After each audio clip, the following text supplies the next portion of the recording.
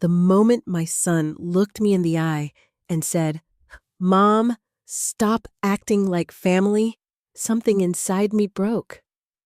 We were standing in the middle of my granddaughter Emily's 10th birthday party. Balloons filled the room. Children were laughing.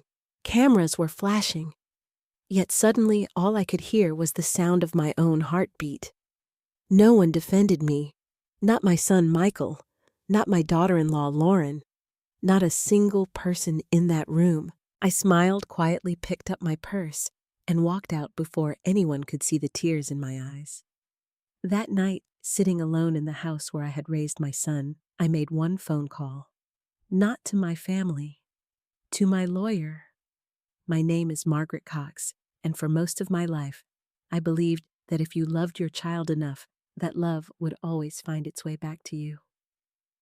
At 68 years old, I know now that life doesn't always work that way. The night I called my lawyer, I sat alone in my living room staring at an old photograph of my family. It had been taken nearly 30 years earlier. In the picture, my husband Daniel stood beside me with one arm wrapped around my shoulders. Between us was our son Michael, grinning with the kind of happiness only children possess. Back then, I thought we had forever. I was wrong. Daniel and I had met in college in Ohio. He was kind, hardworking, and had a laugh that could fill an entire room. We didn't have much money when we got married, but we had dreams.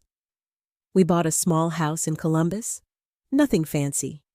Just a modest 2-bedroom home with a white porch and a maple tree in the front yard. That was where Michael grew up. Daniel was the kind of father who never missed a baseball game, a school concert, or a parent-teacher conference. Michael adored him. So did I. Then one ordinary Tuesday changed everything. Daniel collapsed at work. A massive heart attack. By the time I reached the hospital, he was already gone. I still remember the doctor's expression before he spoke. Sometimes you know your world is about to end before the words are even said. Michael was 12 years old. 12. Far too young to lose his father. Far too young to see his mother break down in tears at a hospital bedside. For months after Daniel's death, our house felt haunted. Not by ghosts, by memories. Every chair reminded me of him. Every room reminded me of conversations we'd never finish. Michael suffered too. I would often hear him crying in his bedroom late at night. Sometimes, I stood outside his door with my hand on the knob, wondering how I was supposed to comfort him when I didn't know how to comfort myself. But I had no choice. I was his mother. So I got up every morning and kept going. At first, money became a serious problem. Daniel had life insurance, but it wasn't enough to secure our future. The bills kept arriving. Mortgage payments, utilities, school expenses. The first time I met Lauren, I thought my prayers had finally been answered. Michael was 32 years old when he brought her to dinner at my house. I spent the entire afternoon preparing. I cooked roast chicken, mashed potatoes, green beans, and an apple pie from scratch. It was the same meal Michael had loved since childhood. I remember looking out the kitchen window every few minutes, waiting for their car to pull into the driveway. When they finally arrived, Michael looked happier than I had seen him in years.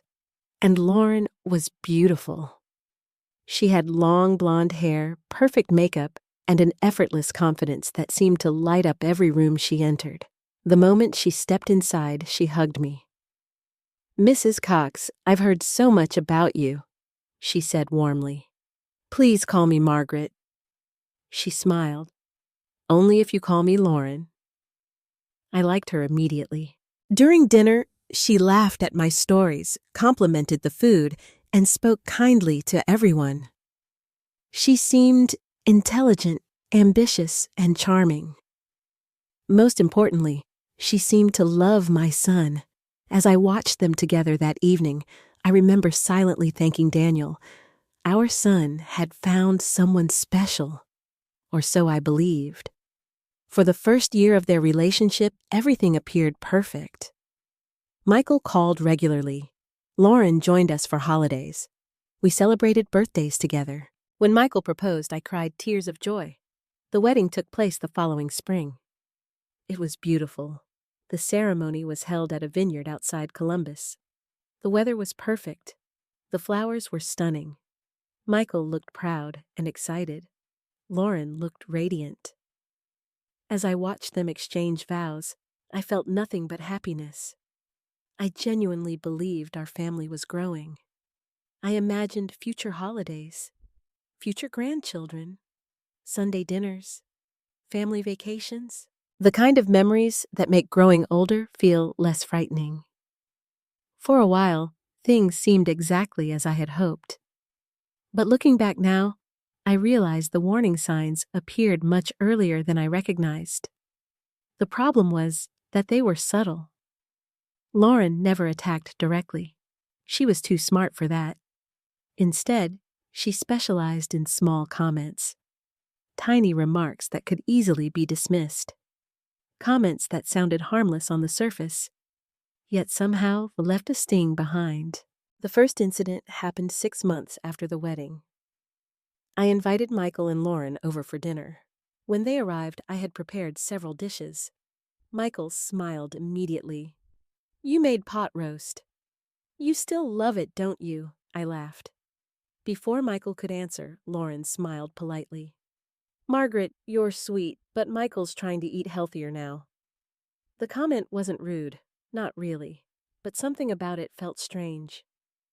Michael had eaten pot roast his entire life. He opened his mouth as if to respond, then simply shrugged.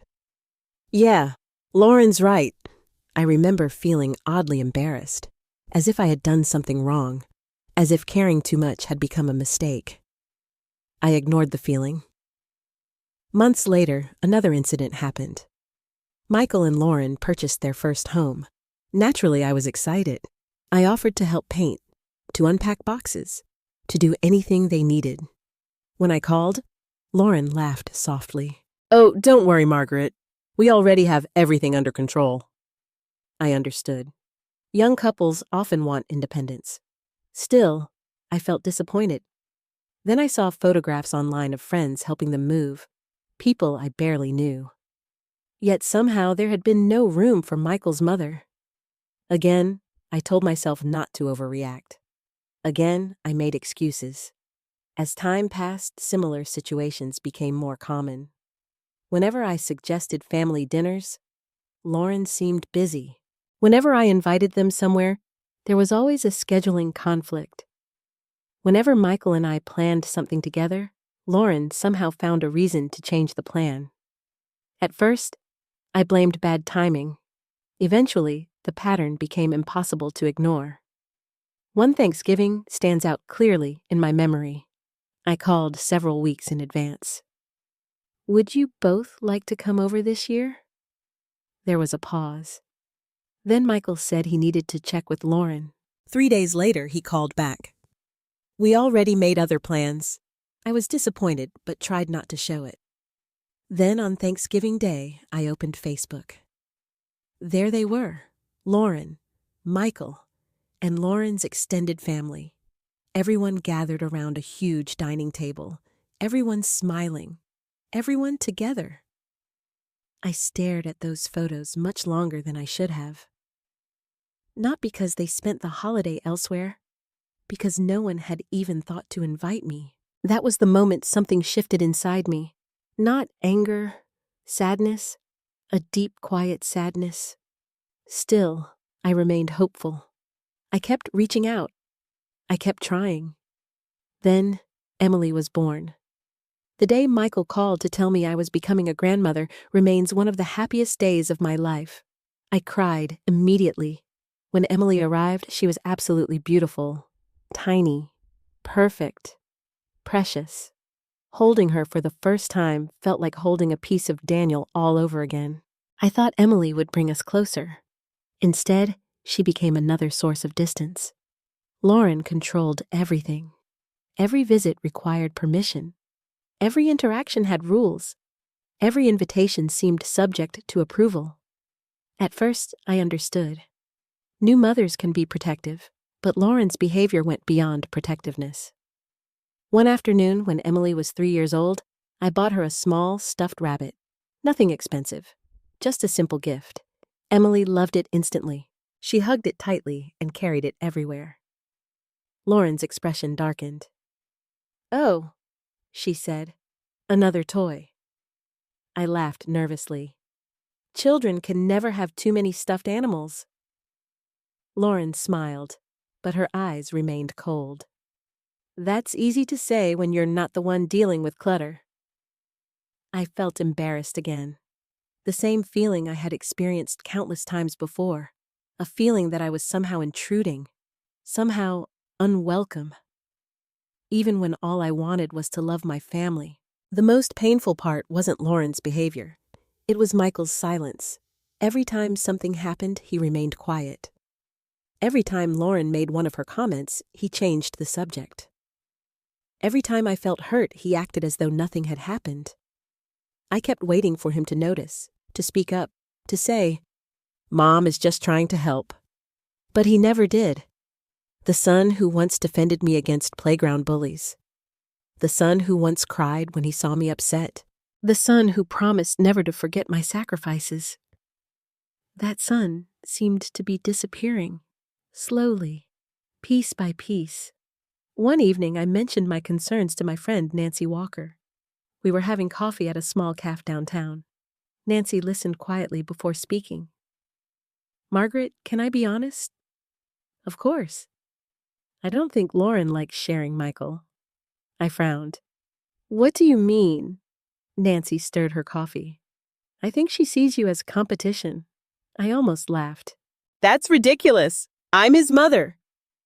Nancy looked directly at me. Exactly. I wanted to dismiss her theory. I really did. But deep down, part of me wondered if she was right. Because by then, I had started noticing something else. Lauren never seemed bothered when Michael spent time with friends. She never complained when he worked late. She never objected when he traveled for business. The only relationship that appeared to trouble her was his relationship with me. And unfortunately, Michael seemed determined to keep the peace at home, even if that peace came at my expense. I still loved my son. Nothing could change that, but for the first time in my life, I found myself wondering whether I was slowly losing him. What I didn't realize was that things were about to get much worse. The distance growing between us was only the beginning. Soon I wouldn't feel like Michael's mother anymore. I would feel like a stranger standing outside her own family, desperately knocking on a door that no one intended to open. Medical debt. Everything seemed determined to crush us. I worked at the local library during the day. In the evenings, I took bookkeeping jobs for small businesses around town. Many nights I didn't get home until after 10 o'clock. I was exhausted all the time. I drank too much coffee. I slept too little. There were evenings when my feet hurt so badly I cried while taking off my shoes. But every morning I got up and did it again. For Michael. Always for Michael. One winter, our furnace broke during a snowstorm. The repair bill was more than I could afford. I remember sitting at the kitchen table staring at the estimate while trying not to panic. The next day, I sold several pieces of jewelry. Among them was a bracelet Daniel had given me on our 10th anniversary. I cried after handing it over. Not because it was expensive, because it was one of the few things that still felt connected to him. But keeping Michael warm mattered more. Years passed. Slowly, life became stable again. Michael grew into a bright young man. He earned good grades. Teachers loved him. Neighbors constantly told me how polite he was. Every achievement felt like proof that all the sacrifices were worth it. When he was accepted into a prestigious university, I cried harder than he did. Not because I was sad, because I was proud. Then reality struck. The tuition bill arrived. Even with scholarships, there was a gap, a large one. I knew Michael would never ask me to help. He understood our financial situation, but I also knew he deserved every opportunity.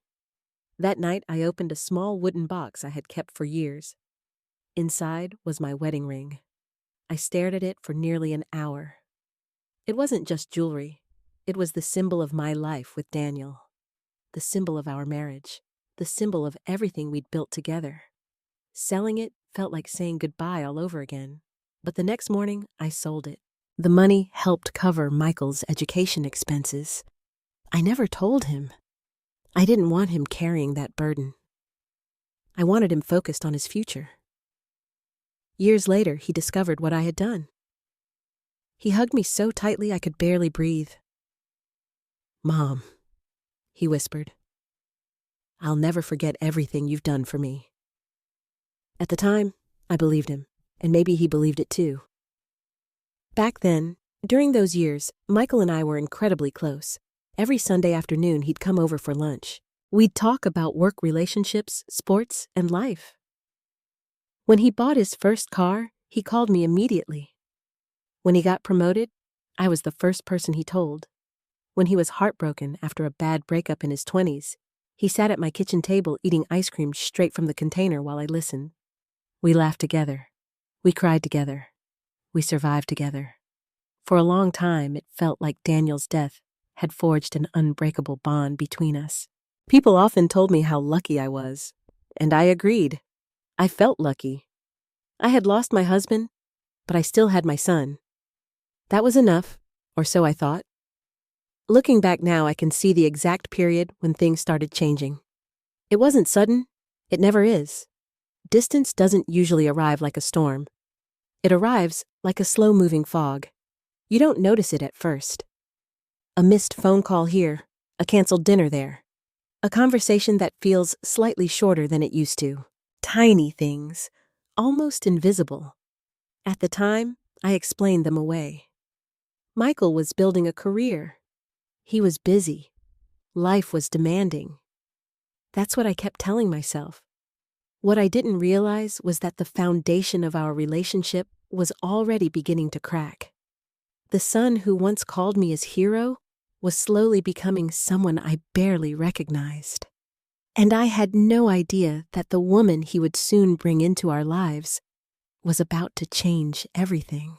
If someone had asked me 10 years earlier whether it was possible to feel like a stranger in your own family, I would have said no. I would have believed love was stronger than distance, stronger than misunderstandings, stronger than time. But by the time Emily turned 7, I was beginning to learn a painful truth. You can lose people long before they physically leave. The distance between Michael and me didn't happen overnight. It happened so gradually that I often questioned my own judgment. Maybe I was being too sensitive. Maybe I expected too much. Maybe this was simply what happened when children grew up and started families of their own. That was what I kept telling myself. Unfortunately, reality was much harder to accept. One Saturday morning, I called Michael to see if he wanted to have lunch. It had been nearly 3 weeks since we'd spoken. His phone went to voicemail. I left a cheerful message. No response. I waited 2 days. Still nothing. Finally, I sent a text. "Hope you're doing well. Love you." Several hours later, he replied. "Busy. Talk later." That was it. 3 words. I stared at the message for a long time. Then I put my phone away and tried to ignore the ache in my chest. The strange thing was that I could see parts of his life unfolding online. Photos, videos, family outings, birthday parties, weekend trips. I wasn't completely excluded from his life. I was excluded from participating in it. There is a difference. One evening, I saw photographs from a neighborhood barbecue. Michael and Lauren were there. Emily was there. Several families from their neighborhood were there. I wasn't. No one had mentioned the event to me. A few weeks later, something similar happened. Then again, and again. At first, I continued reaching out. I invited them for dinner. I offered to babysit Emily. I suggested meeting for coffee. Most invitations were politely declined. Some received no response at all. Lauren always seemed to have a reason. Emily had activities. Michael was working. They already had plans. The timing wasn't good. There was always something. Always. One afternoon, I ran into a woman from their neighborhood while shopping. We exchanged greetings. Then she smiled warmly. "It was so nice seeing your family at Emily's birthday last month." I blinked. "My family?" "Yes, such a lovely party." My stomach tightened. I hadn't known there had been a birthday party. Not even a small one. Not even a casual gathering. Nothing. I smiled politely and changed the subject. Then I sat in my car afterward and cried. Not because I missed a party, because nobody had thought I deserved to know about it. That realization hurt far more than I could admit.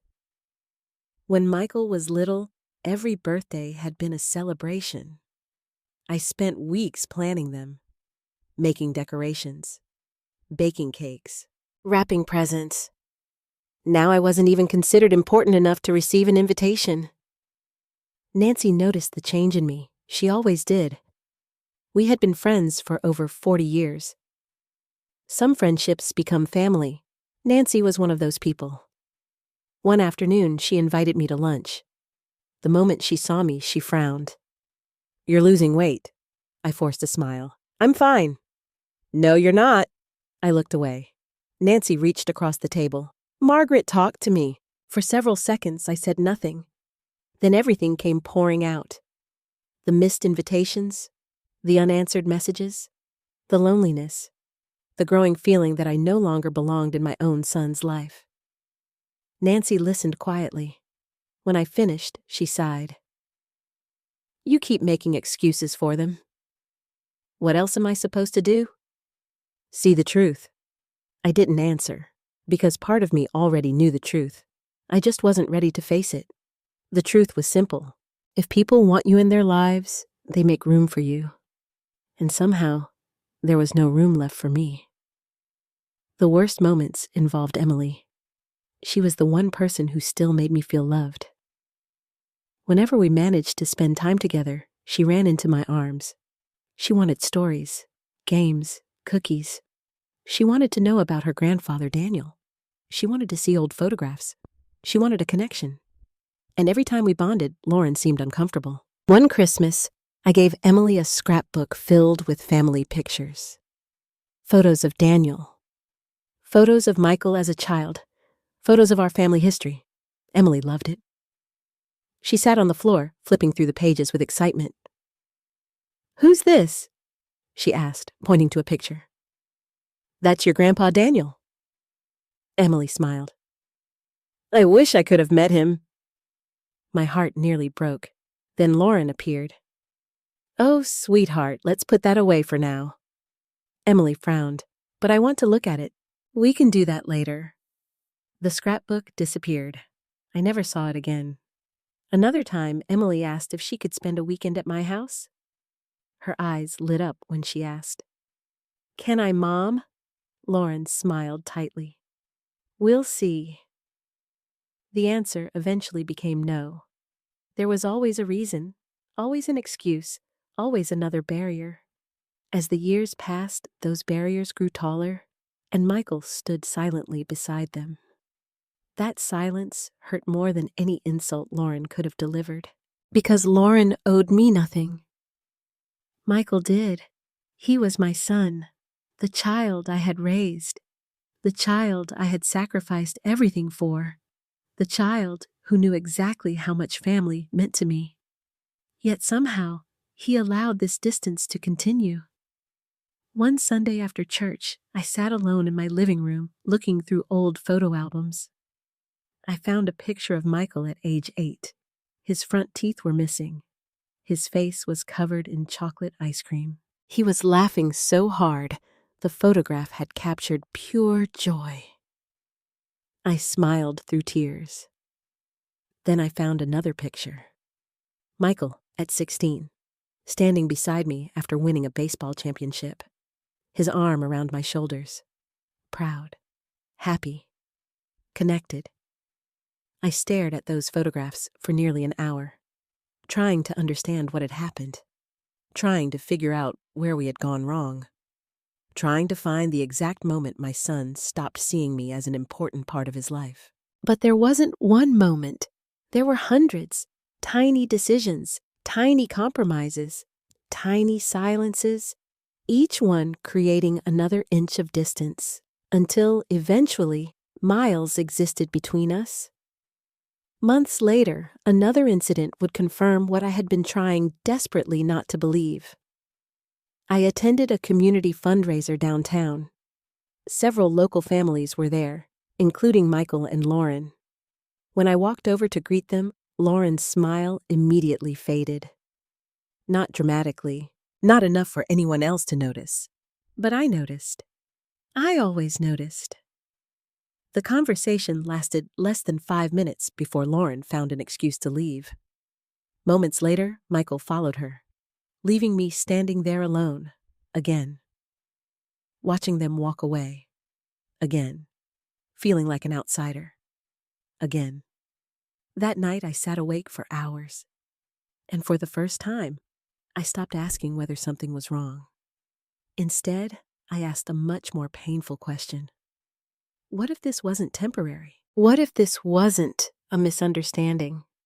What if Michael and Lauren weren't accidentally pushing me away? What if they were doing it on purpose? I didn't know it yet, but the answer to that question was approaching faster than I could imagine, and it would arrive on the day of Emily's 10th birthday, the day my son would say words I would never forget for the rest of my life. The invitation to Emily's 10th birthday party arrived 2 weeks before the event. Even receiving it felt unusual. By that point, I had become accustomed to learning about family gatherings after they happened. So, when I opened the envelope and saw my granddaughter's smiling face printed on the card, I felt a surge of hope. Maybe things were changing. Maybe Michael had finally realized how distant we'd become. Maybe this was a fresh start. I wanted to believe that, desperately. For days, I planned for the party. I spent far more time preparing than I probably should have. But grandparents understand something that younger people often forget. When you don't see your family often, every opportunity becomes precious. Every visit matters. Every moment becomes a memory. I wanted Emily's 10th birthday to be special, not because she was turning 10, because I had no idea how many more birthdays I would be allowed to share with her. The gift took nearly a week to prepare. I created a family memory album, not a store-bought scrapbook, a real family history. I included photographs of Daniel, pictures of Michael growing up, old family stories, letters, notes, memories. I wanted Emily to know where she came from. I wanted her to understand that she belonged to something bigger than herself, something called family. I also bought a small silver necklace with a heart-shaped pendant. Nothing extravagant, just something meaningful, something she could keep for years. Every page of the album represented love. Every photograph represented sacrifice. Every memory represented a life spent building a family I believed would last forever. The morning of the party, I woke up earlier than usual. I spent extra time getting ready, choosing clothes, fixing my hair, applying makeup. At 68 years old, I rarely worried about appearances. But that day felt important. I wanted to look nice for Emily. I wanted her to see her grandmother smiling, hopeful, present. When I arrived at Michael and Lauren's house, several cars were already parked outside. The backyard had been transformed into a celebration. Pink and gold balloons decorated the fence. Tables were covered with gifts. Children ran through the yard laughing. Music played softly in the background. For a brief moment, I felt genuinely happy. I picked up the gift bag and walked toward the house. Lauren answered the door. Her smile appeared the moment she saw me, but it disappeared almost as quickly. "Margaret." "Hi, Lauren." She stepped aside. "You're early." The words weren't rude, yet something about her tone made me feel as though I had committed a mistake. "I thought maybe I could help set up." "Oh." A brief pause. "We've pretty much finished." I nodded. "Of course." For a second, neither of us spoke. Then she walked away, leaving me standing in the doorway.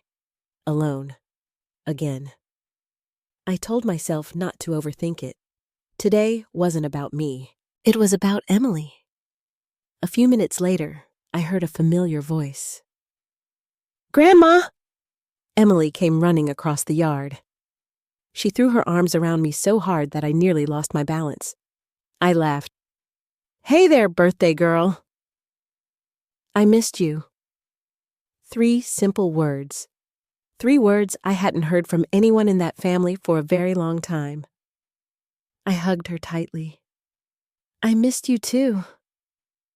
For the next hour, things actually felt normal. Emily showed me her decorations. She introduced me to friends.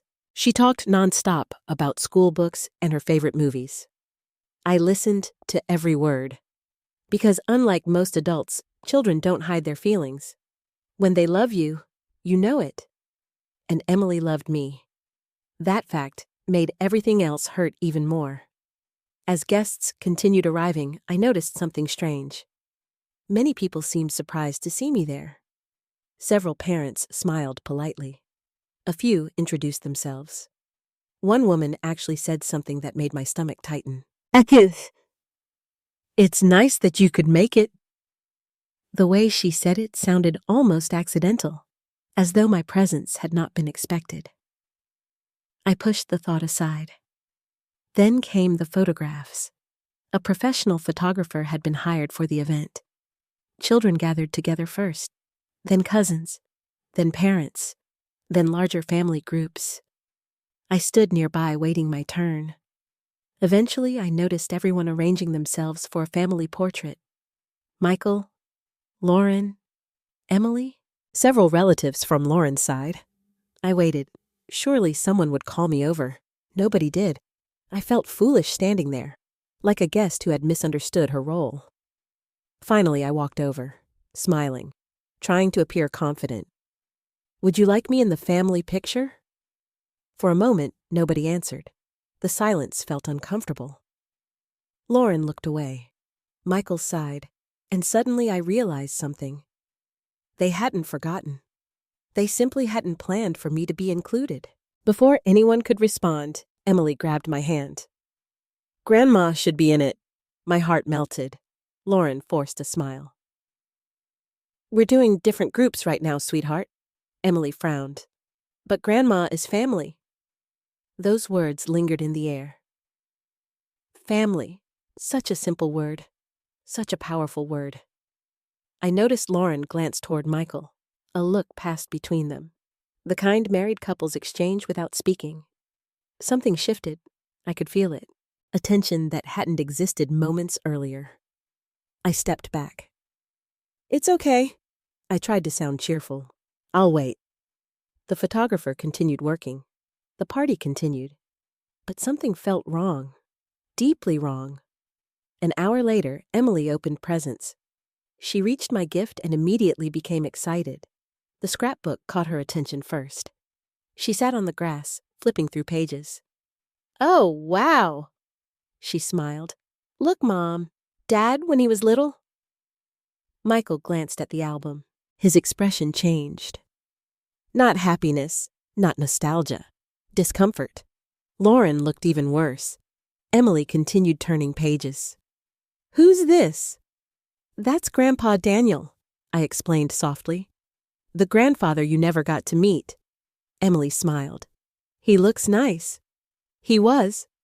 I could barely finish the sentence. A few guests gathered nearby. Several complimented the album. One woman called it beautiful. Another said it was thoughtful.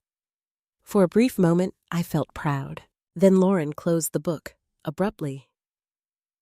"We'll look at this later." Emily frowned. "But I'm looking at it now." "Later." The firmness in her voice surprised everyone, including me. Emily reluctantly handed over the album. The atmosphere shifted. People noticed. Conversations grew quieter. And then, everything happened.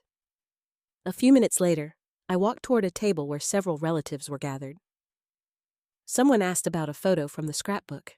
I started sharing a funny story about Michael as a child, one of those harmless family memories people tell at birthdays. I was halfway through the story when Lauren interrupted. "Margaret." Her smile looked strained. "Maybe let's not make everything about the past today." The comment stung. I laughed awkwardly. "I was just sharing a memory." Michael suddenly appeared. His face looked irritated, not with Lauren, with me. The sight shocked me. Then he said the words that would change everything. Words spoken loudly enough for nearby guests to hear. Words spoken clearly enough that nobody could pretend otherwise. "Mom." I looked at him. His expression was cold, colder than I had ever seen. Then he said, "Stop acting like family." The world stopped. The music disappeared. The voices disappeared. Even the laughter of children seemed to fade away.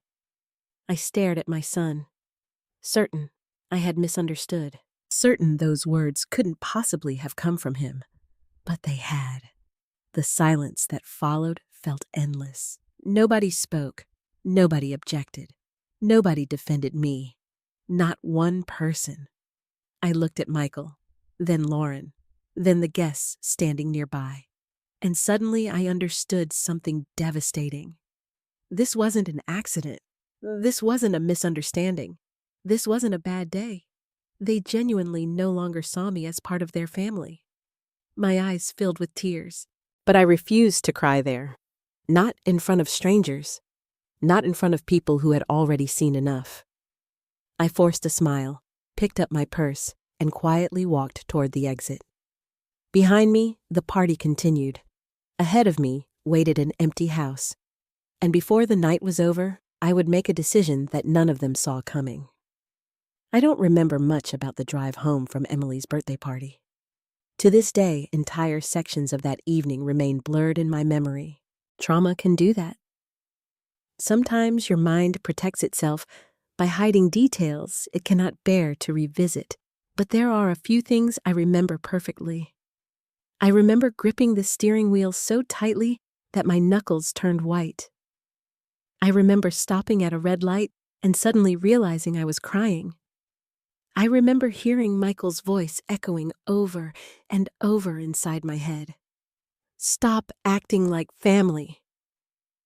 Not stop being controlling, not stop interfering, not stop giving advice. Family. The word itself felt like a knife, because I had spent my entire adult life building a family. I had sacrificed for my family, lived for my family, loved my family, and now my own son was telling me I didn't belong in it. When I finally pulled into my driveway, the house looked exactly as it always had. Quiet. Still. Familiar. Yet somehow it felt different. Lonelier. I unlocked the front door and stepped inside. The silence hit me immediately. No laughter. No voices. No television. Nothing. Just emptiness. For years, I had feared growing old alone. That night, I realized my fear had already become reality. I placed my purse on the kitchen counter and walked into the living room. The family photographs remained exactly where they had always been. Daniel's picture above the fireplace. Michael's graduation photo. Emily's school portrait. Memories everywhere. Evidence of a life I had dedicated to other people. I stood there, staring at the photographs. Then something inside me finally broke. I collapsed onto the couch and cried. Not politely, not quietly. I cried harder than I had cried in years. Harder than I had cried when Michael moved away. Harder than I had cried when my retirement began. Harder than I had cried during countless lonely holidays. For nearly an hour, I simply sat there grieving. Not grieving a death, grieving a relationship, because the truth had become impossible to ignore. The son I thought I knew no longer existed. Eventually, exhaustion replaced tears. I wiped my face and walked toward a small cabinet in the hallway. Inside was an old wooden box. the same box that held many of my most precious possessions. Letters from Daniel, photographs, family keepsakes, small reminders of a life that had once felt secure. I opened it carefully. The first thing I found was a letter Daniel had written shortly before his death. I had read it dozens of times over the years, yet somehow the words always felt new. His handwriting immediately brought tears back to my eyes.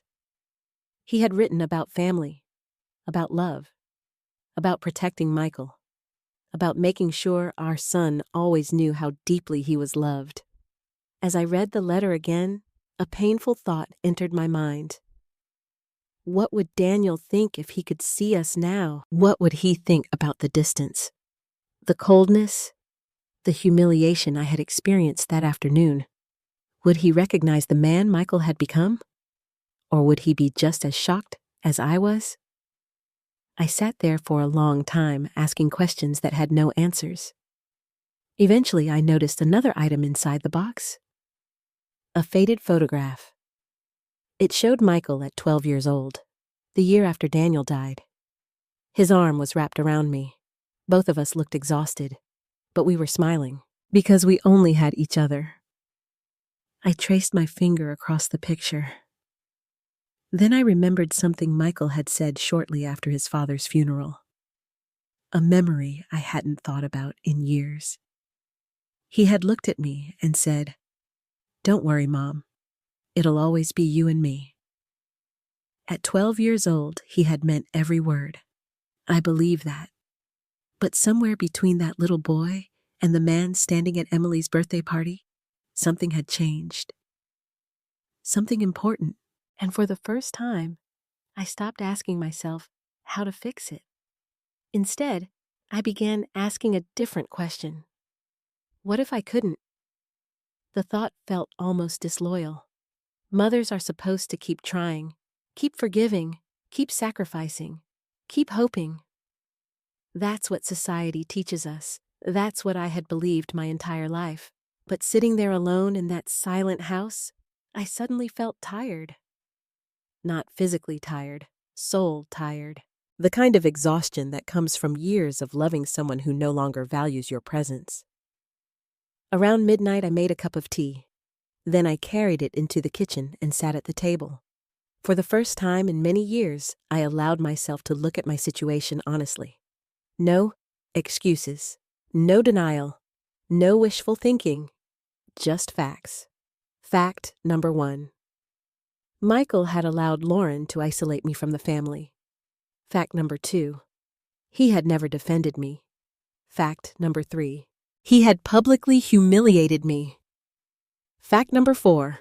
Nobody present seemed surprised by what happened. That realization bothered me the most, because it suggested something I hadn't considered before. Maybe this wasn't a single moment. Maybe this had been building for years. Maybe Michael and Lauren had been discussing me privately for a very long time. The possibility made my stomach turn. I looked around the kitchen. Then my eyes landed on a folder sitting near the counter, a folder containing my estate planning documents. I hadn't touched it in years. The thought arrived suddenly, unexpectedly. Yet once it appeared, I couldn't ignore it. Why was I still leaving everything to someone who clearly didn't want me in his life? The question felt harsh, almost cruel. But it was also reasonable. For decades, I had assumed Michael would eventually inherit everything: the house, my savings, my investments, my personal possessions. That had always been the plan. Not because he was entitled to it, because he was my son. Because family mattered. Yet what happens when someone tells you that you are no longer family? I stared at the folder for several minutes. Then I opened it. Page after page outlined my wishes. Most of my estate would go directly to Michael. The documents hadn't been updated in nearly 8 years. At the time, that arrangement had seemed natural.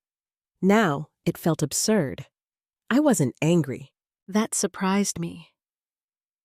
I expected anger. Instead, I felt clarity, a painful kind of clarity. For years, I had continued behaving as though nothing had changed, as though Michael still viewed me the same way, as though our relationship remained intact. But reality was different, and perhaps it was time my decisions reflected reality. The clock showed 12:47 a.m. I picked up my phone. Then I hesitated. Part of me still hoped this was a mistake. Part of me still hoped Michael would call. Apologize. Explain. Fix everything. But another part of me understood something important. Even if he apologized tomorrow, the words had already been spoken. The damage had already been done. The truth had already been revealed.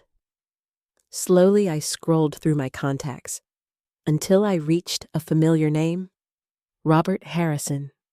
My attorney. Robert had handled legal matters for my family for nearly 20 years. He knew Daniel. He knew Michael. He knew our history. I stared at his number. Then I pressed call. The phone rang several times before reaching voicemail. I left a message. Robert, this is Margaret Cox. I'd like to schedule a meeting as soon as possible. It's important. My voice sounded calmer than I felt. After hanging up, I sat quietly for several minutes. The strange thing was that I didn't feel guilty. I expected guilt. Instead, I felt something else. Relief. Not because I had made a decision, because for the first time in years, I was considering my own feelings, my own dignity, my own worth. I had spent decades putting everyone else first. Perhaps it was time to stop. The next morning, Robert returned my call. His voice sounded concerned. Margaret, is everything all right? I looked around my empty kitchen. Then I answered honestly. No, Robert. There was a pause. What happened? I took a deep breath, and for the first time, I told someone the entire story. Everything, from the growing distance to the humiliation at Emily's birthday party. Robert listened without interrupting. When I finally finished, the line remained silent for several seconds. Then he spoke carefully.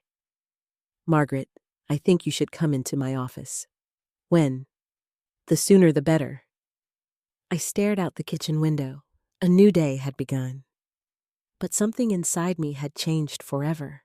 And although I didn't fully understand it yet, the meeting I was about to have with Robert Harrison would alter the future of my family in ways none of us could imagine. I arrived at Robert Harrison's office on a gray Thursday morning. The weather matched my mood perfectly. Cold, heavy, uncertain. Robert's office occupied the second floor of a red brick building in downtown Columbus. I had been there many times over the years. Daniel and I had met with Robert when we purchased our first house. He helped us create our original wills. Later, after Daniel died, he helped me navigate the legal chaos that followed. Over time, Robert had become more than an attorney. He had become a trusted friend. The receptionist greeted me warmly. Good morning, Mrs. Cox. I smiled politely.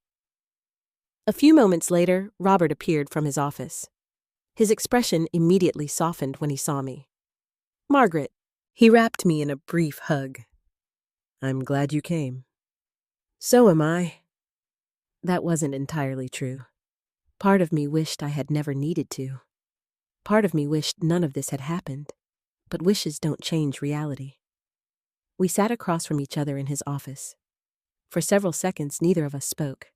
Finally, Robert leaned back in his chair. Tell me how you're doing. The question nearly made me laugh. Not because it was funny, because I didn't know where to begin. How was I doing? Heartbroken, humiliated, exhausted, confused, angry, lonely. All of those answers would have been accurate. Instead, I simply said, I've had better weeks. Robert nodded. Then he quietly asked me to tell him everything again. This time, I started much earlier, not with Emily's birthday party, not with Michael's cruel words. I began years before that, with the small changes, the missed invitations, the ignored messages, the canceled dinners, the growing distance. Robert listened carefully. occasionally taking notes, occasionally asking questions, mostly listening. When I finally finished, he folded his hands together. "Margaret, can I ask you something difficult?" "Of course." "Do you believe Michael still values your relationship?" The question hit harder than I expected. For a moment, I couldn't answer, because the truth terrified me. Finally, I looked down. "I don't know." Robert didn't respond immediately. Instead, he opened a folder. My estate plan. The same documents I had reviewed the previous night. "Your current will hasn't been updated in 8 years. I nodded. "I know. Under the current structure, approximately 85% of your estate goes directly to Michael." Hearing it stated aloud felt strange. 85%. Years of work, years of savings, years of sacrifice, all automatically assigned to the person who had publicly rejected me. Robert continued. "The remainder is divided among charitable contributions and a small educational trust." I stared at the documents. Then I asked the question that had been haunting me. "Am I wrong for reconsidering it?" Robert answered immediately. "No." The speed of his response surprised me. "You aren't obligated to leave your assets to anyone. Even my son. Especially your son." I looked up. Robert's expression remained calm. "Margaret, inheritance is a gift. It's not an entitlement." Those words stayed with me. Inheritance is a gift, not an entitlement. For years, I had treated it as automatic, something Michael would eventually receive simply because he existed. But had I ever truly asked whether he deserved it, the thought made me uncomfortable. Because mothers aren't supposed to think that way. We're taught that love should be unconditional. And mine was. I still loved Michael. Nothing could change that. But love and accountability aren't the same thing. For the next hour, Robert reviewed every detail of my finances. My home, my retirement accounts, investment funds, savings, insurance policies. The numbers were larger than I usually allowed myself to think about. Years of careful planning had left me financially secure. Daniel would have been proud. As the meeting continued, another realization began forming. Not once during the conversation did I feel excited about leaving everything to Michael. Not once. Instead, I felt anxiety, disappointment, regret. That realization alone told me something important. After the meeting ended, I stopped for lunch at a small diner. I sat alone in a booth by the window.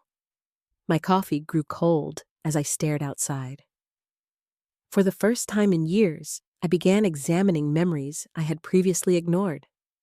Moments that had seemed insignificant at the time. Moments that suddenly looked very different. One memory surfaced immediately. 3 years earlier, Michael had called asking for help. His voice sounded stressed. Lauren had wanted renovations on their house. The project had gone over budget. Could I loan them $20,000? I didn't hesitate. Of course I helped. I transferred the money within days. Michael promised repayment. It never happened. At the time, I didn't care. Parents help their children. That's what parents do. Then another memory appeared. A year later, Michael called again. This time, it involved a business investment, a temporary cash flow issue. Another loan, another promise, another repayment that never arrived. Again, I said nothing. Again, I told myself it didn't matter. Then another memory, and another, and another. By the time I finished lunch, I had mentally counted nearly 6 separate occasions when Michael had come to me for financial help. Not once had he repaid $1. The realization wasn't what hurt. What hurt was recognizing a pattern. Michael rarely called to share joy anymore. Rarely called to spend time together. Rarely called simply because he missed me. But when he needed money, the phone always rang. That evening, I met Nancy for coffee. She immediately noticed something different. "You look like you've been thinking?" I laughed softly. "That's one way to put it." I told her about the meeting with Robert. I expected shock. Instead, Nancy nodded. I was wondering when you'd finally get there. Get where? The truth. I frowned. Nancy stirred her coffee. Margaret, have you ever noticed when Michael becomes most attentive? I already knew the answer, yet hearing someone else say it hurt. When he needs something. I looked away. Nancy sighed. I didn't want to say it before. Why not? Because you weren't ready.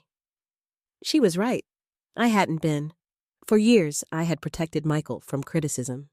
Even criticism he deserved.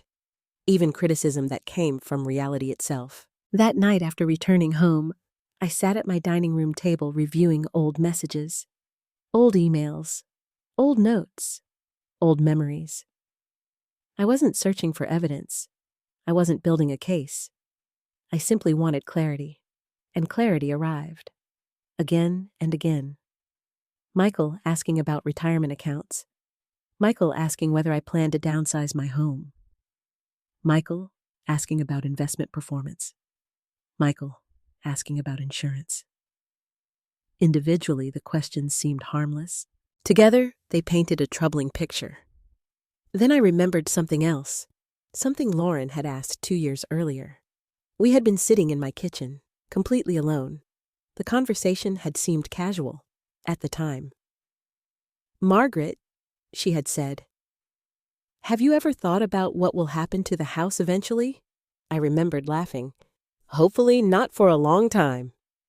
Lauren smiled, but there had been something calculating behind her eyes. Something I didn't understand until now. That wasn't the only question. Over the years, she had asked about property value, savings, investments, life insurance, retirement plans. At the time, I assumed she was making conversation. Now, I wasn't so sure. A painful possibility emerged. What if I had never been viewed as family? What if I had been viewed as an asset? The thought made me physically sick. I walked into the living room and sat in silence. For years, I had focused on Lauren's behavior. Her coldness, her distance, her subtle cruelty. But perhaps I had been asking the wrong question. The real issue wasn't Lauren. The real issue was Michael. Because no spouse has the power to destroy a parent-child relationship alone. That requires cooperation, permission, participation. And whether I wanted to admit it or not, Michael had participated. The realization hurt more than anything Lauren had ever done, because it came from my son. The little boy who once promised it would always be you and me. That promise was gone now. And for the first time, I stopped mourning what our relationship used to be. Instead, I started preparing for what it had become. A few days later, Robert called. Margaret. Hi, Robert. Have you made your decision? I looked around my quiet house, at the photographs, at the memories, at the life I had built. Then I answered. Yes, there was no hesitation in my voice. Because the woman who had walked out of Emily's birthday party was not the same woman speaking now, and the decision I was about to make would be permanent. The following Monday, I returned to Robert Harrison's office. This time, there was no uncertainty, no hesitation, no lingering hope that circumstances might somehow change on their own. For weeks, I had examined every angle, every memory, every excuse, every painful truth, and the conclusion remained the same. Michael had already made his choice. Now it was time for me to make mine. Robert greeted me with a serious expression. I take it you've reached a decision. I have. He motioned toward the chair across from his desk. I sat down. For a moment, neither of us spoke. Then he opened a thick folder containing my estate documents. The papers looked ordinary, just ink and signatures. Legal language, financial records. Yet I understood that the decisions made inside that room would affect people long after I was gone. Perhaps that was why my heart beat a little faster. Not because I doubted myself, because I understood the weight of what I was doing. Robert adjusted his glasses. Tell me exactly what you'd like changed. I took a slow breath. Then I spoke. I want Michael removed as a beneficiary. Even though I had rehearsed the sentence dozens of times, hearing it aloud felt surreal. Robert simply nodded. No shock, no judgment, only professionalism. Completely removed. Yes. He made a note. For years, that answer would have seemed impossible. The very idea of excluding my only child from my estate would have horrified me. But circumstances change people, not because they want to become harder, because reality eventually demands it. Robert continued reviewing documents. What are your wishes regarding Emily? My expression softened immediately. Emily. The one bright light that still connected me to that family. The one person who had never treated me as though I didn't belong. I want Emily protected. Robert nodded. How? I had already thought about that extensively. I want an educational trust established for her. He smiled slightly. A college fund. More than that. I explained my vision. The trust would help pay for college. Graduate school if she chose. Professional training. Housing assistance during education. Anything that genuinely helped build her future. The funds would be managed independently, not by Michael, not by Lauren, not by anyone who might view the money as their own. Only Emily would benefit. Robert looked impressed. That's very generous. I smiled sadly. She deserves opportunities. Unlike many adults, Emily had never expected anything from me. She loved me simply because I was her grandmother. That mattered. It mattered more than she would ever know. Robert continued. And the remainder of the estate. This was the part that surprised even me, because several weeks earlier, I hadn't considered it at all. The idea had come after conversations with Pastor James at church and after remembering my own journey as a widowed parent. There is a scholarship foundation? Robert glanced up. The one for children who lose a parent. Yes. For years, our local community foundation had operated a scholarship program for children who had lost mothers or fathers, children forced to grow up too quickly. Children carrying grief most adults could barely understand. Children exactly like Michael had once been, and exactly like I had once struggled to help. The more I thought about it, the more it felt right. Perhaps my money could help families facing the same pain Daniel's death had caused ours. Perhaps some good could come from it. I want the majority of the estate donated there. Robert's eyebrows rose slightly. That's a substantial amount. I know. You're certain? I thought about Michael, the little boy who once promised to stay by my side. The teenager who hugged me after discovering I sold my wedding ring. The young man who once called me every Sunday. Then I thought about the man standing at Emily's birthday party. The man who had looked directly at me and said, "Stop acting like family." The answer became easy. Yes? Robert nodded. Then he began outlining the necessary changes. For nearly 2 hours, we reviewed every detail. The house, investment accounts, savings, personal possessions, charitable allocations, trust structures, tax implications, contingency clauses. Each decision felt strangely liberating. Not because I enjoyed removing Michael. I didn't. No mother enjoys something like that, but because I was finally making choices based on reality instead of fantasy. Reality said Michael no longer viewed me as family. Reality said years of disrespect had consequences. Reality said love should never require self-destruction. By the end of the meeting, the revised documents were ready. Robert placed them neatly in front of me. The final version reflected everything we had discussed. Emily protected. The scholarship fund supported. Michael excluded. I stared at the papers. The room felt unusually quiet.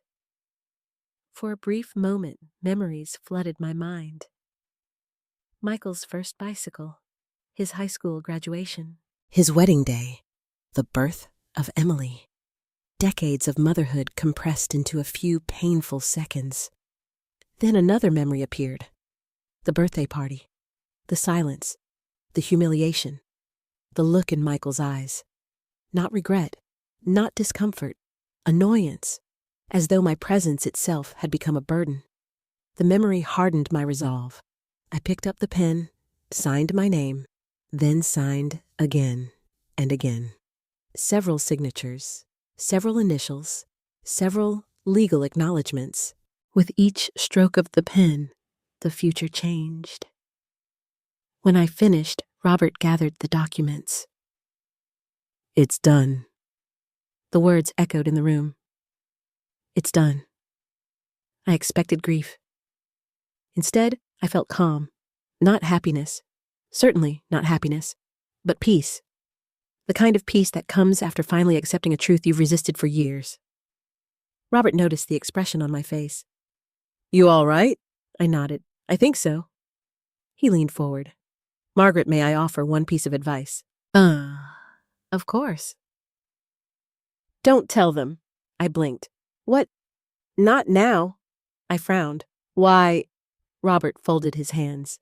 "Because this decision wasn't made to punish anyone." I listened carefully. "If you tell Michael immediately, he'll assume it's retaliation." "Maybe it is." "No." His voice remained gentle. "It's accountability." The distinction mattered, more than I realized. Robert continued. "You made this decision because the relationship changed. Not because you wanted revenge." I stared at the desk. He was right. Revenge would have felt satisfying. This didn't. This felt necessary. Very different things. "So what do I do?" "You live your life." The simplicity of the answer surprised me. "You move forward. And if he asks, then tell the truth." I nodded slowly. For years, I had lived in reaction to Michael, waiting for calls, waiting for invitations, waiting for scraps of attention. Maybe it was time to stop waiting. After leaving Robert's office, I drove aimlessly for nearly an hour. Eventually, I found myself parked near a small community park. Children played on swings. Parents watched nearby. Life continued, as it always does. I sat there thinking about Daniel, wondering what he would say, wondering whether he would approve. And deep down, I believed he would, because Daniel valued kindness. But he also valued dignity. He never allowed people to mistreat those he loved, especially not family.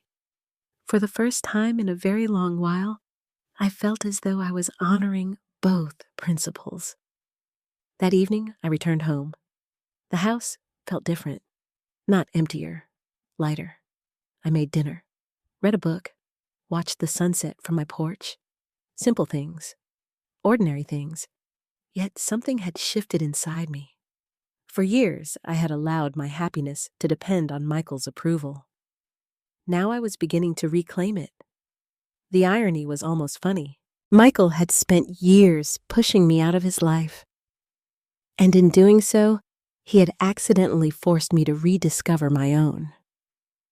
What I didn't know was that the next chapter of my life was about to begin.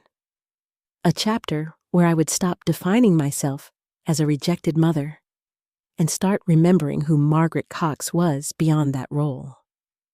Meanwhile, Michael remained completely unaware that his future inheritance had vanished. And for the moment, that secret belonged only to 3 people. Me, Robert Harrison, and God. For the first few weeks after changing my will, I kept waiting for something dramatic to happen. A confrontation, a guilty phone call, a sudden apology. Some kind of sign that the universe had noticed the decision I had made. Nothing happened. The sun continued rising every morning, the world kept turning, and Michael remained absent. Oddly enough, that silence taught me something important. For years, I had structured my life around waiting. Waiting for invitations. Waiting for phone calls. Waiting for attention. Waiting for scraps of affection from people who clearly didn't value my presence. Now, there was nothing left to wait for. At first, the realization felt frightening. Then it became liberating. One Tuesday morning, I woke up and realized I had an entire day ahead of me. No obligations, no expectations, no emotional disappointments scheduled on the calendar. Just time. For myself. I wasn't entirely sure what to do with that freedom. After spending decades caring for other people, caring for myself felt strangely unfamiliar. So, I started small. I took long walks through my neighborhood. I spent extra time reading books. I planted flowers in my garden. I reorganized closets that hadn't been touched in years. Simple things. Ordinary things. Yet each small activity reminded me that I still had a life. A meaningful one. A valuable one. Even without Michael at the center of it. One Sunday after church, Pastor James Turner approached me in the parking lot. He had known me for nearly 15 years, a thoughtful man, gentle, observant.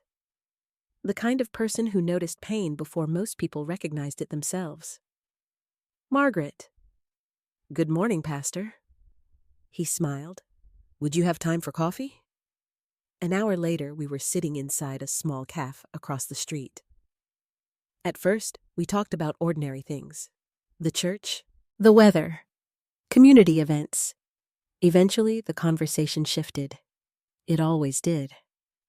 "How are things with Michael?" The question hung in the air. I looked into my coffee cup. Then I gave him the honest answer. "Not good." Pastor James nodded slowly. "Do you want to talk about it?" And surprisingly, I did. For nearly an hour, I explained everything. The distance, the humiliation, the birthday party, the changed will, the heartbreak. When I finished, Pastor James remained silent for several moments. Finally, he spoke. "Do you know what I hear?" "What? A woman who spent her life loving other people?" I smiled sadly. "That doesn't feel like much of an accomplishment right now." His expression softened. "It is." I looked away. But it wasn't enough. "Margaret." His voice grew firmer. "Love is your responsibility. How people respond to that love is theirs." The words struck me harder than I expected, because for years, I had measured my worth through Michael's behavior. If he was distant, I felt like a failure.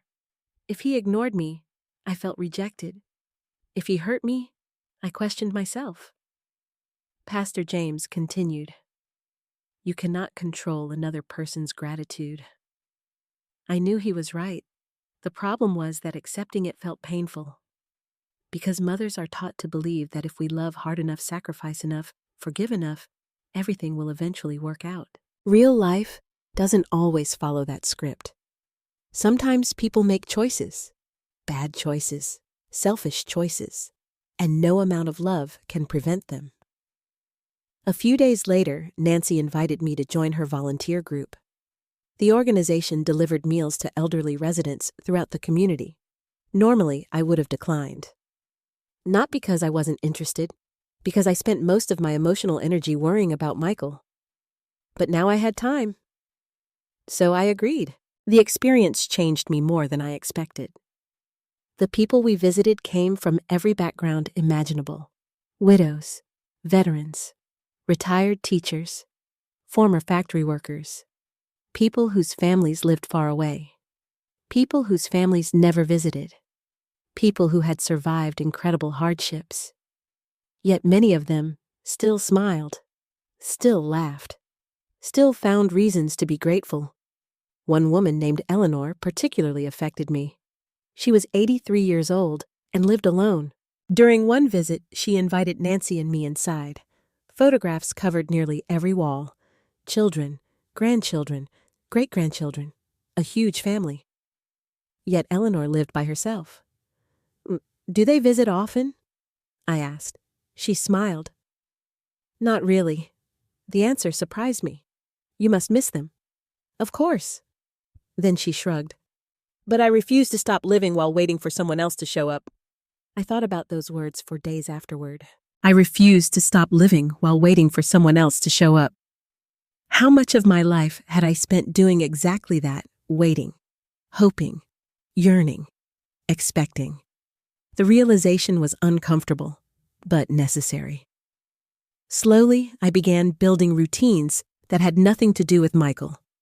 Tuesday volunteer work, Wednesday book club, Thursday lunch with Nancy, weekend community events, church activities, gardening, reading, traveling occasionally.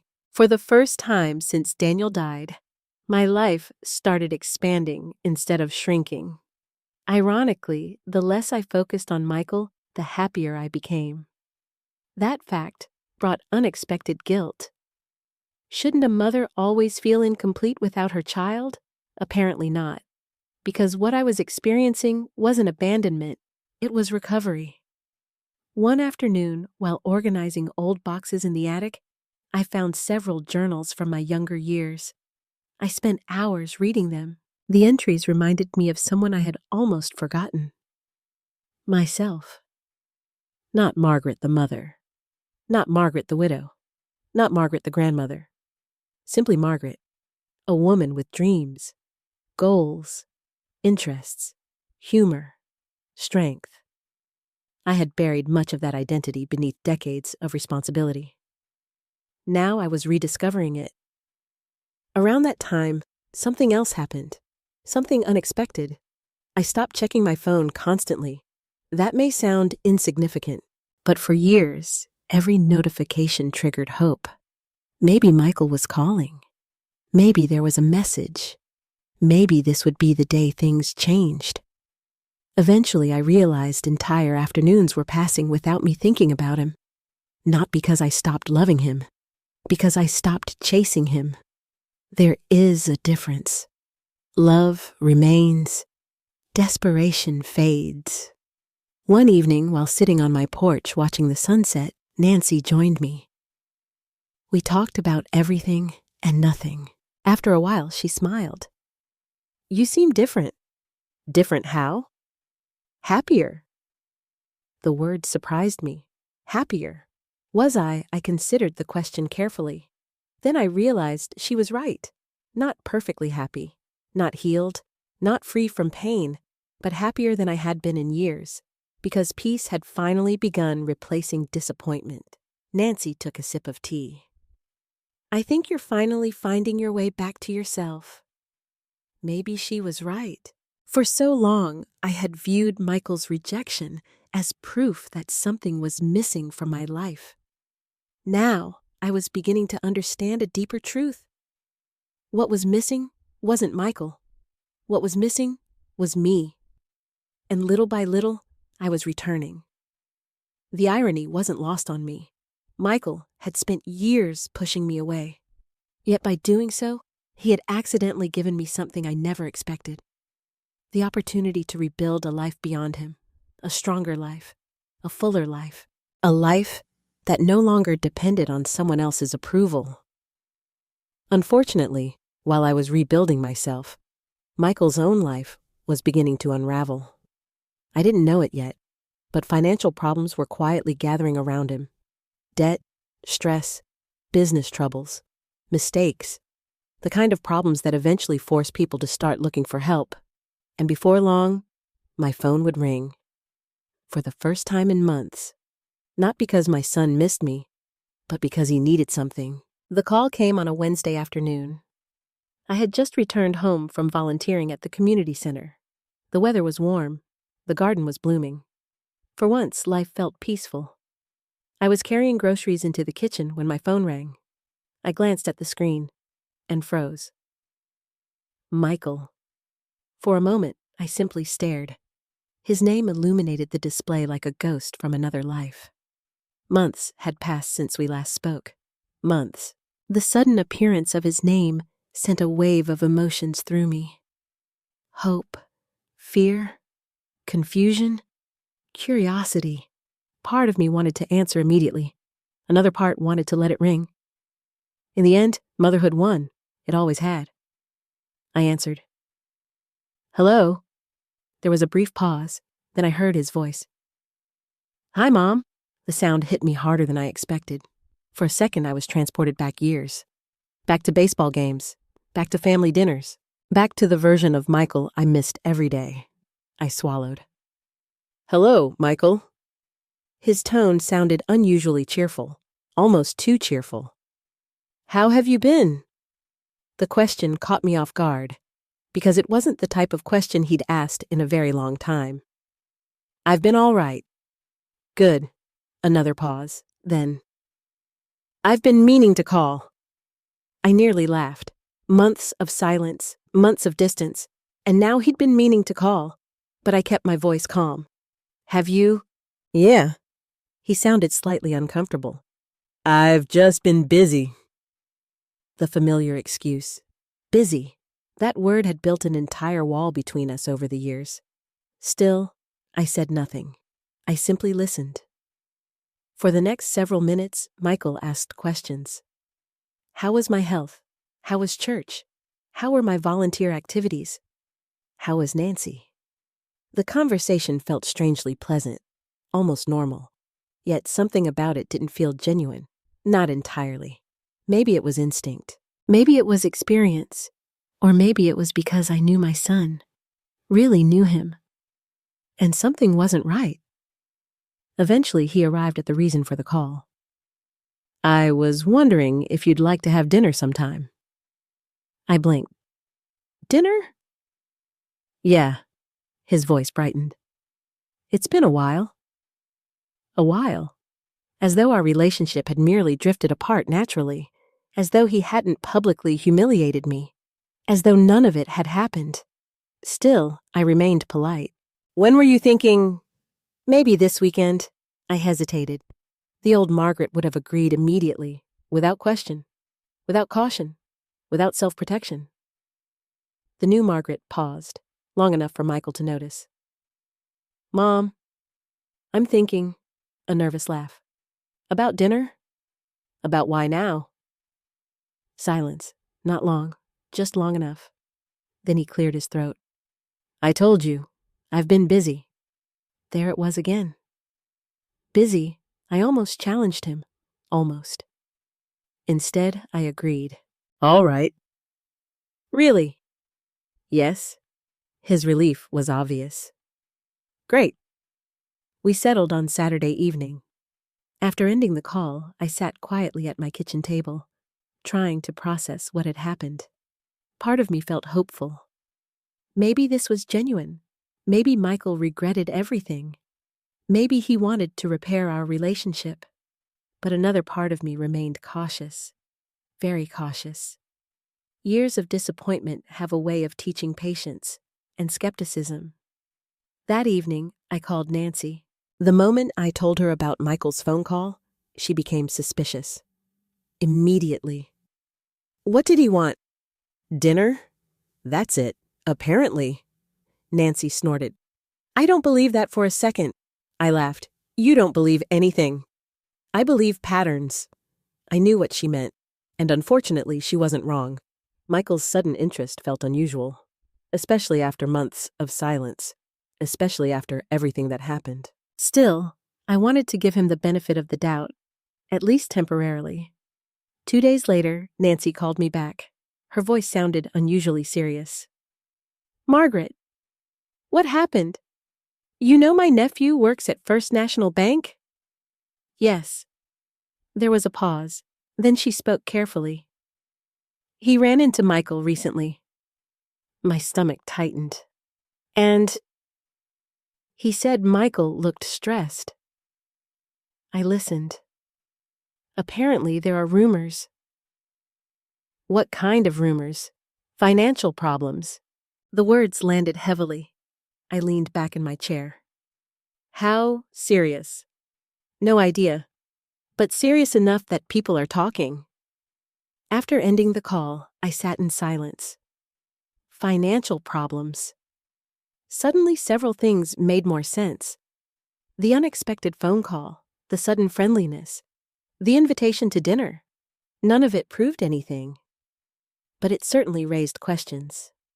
Questions that became harder to ignore over the next several days. Saturday finally arrived. I spent most of the afternoon debating whether to cancel. Not because I was angry, because I wasn't sure I was ready. Eventually, I decided to go. If Michael genuinely wanted reconciliation, I needed to hear him out. And if he wanted something else, I deserved to know that too. The restaurant he selected was surprisingly upscale. Not extravagant, but nicer than places we usually visited.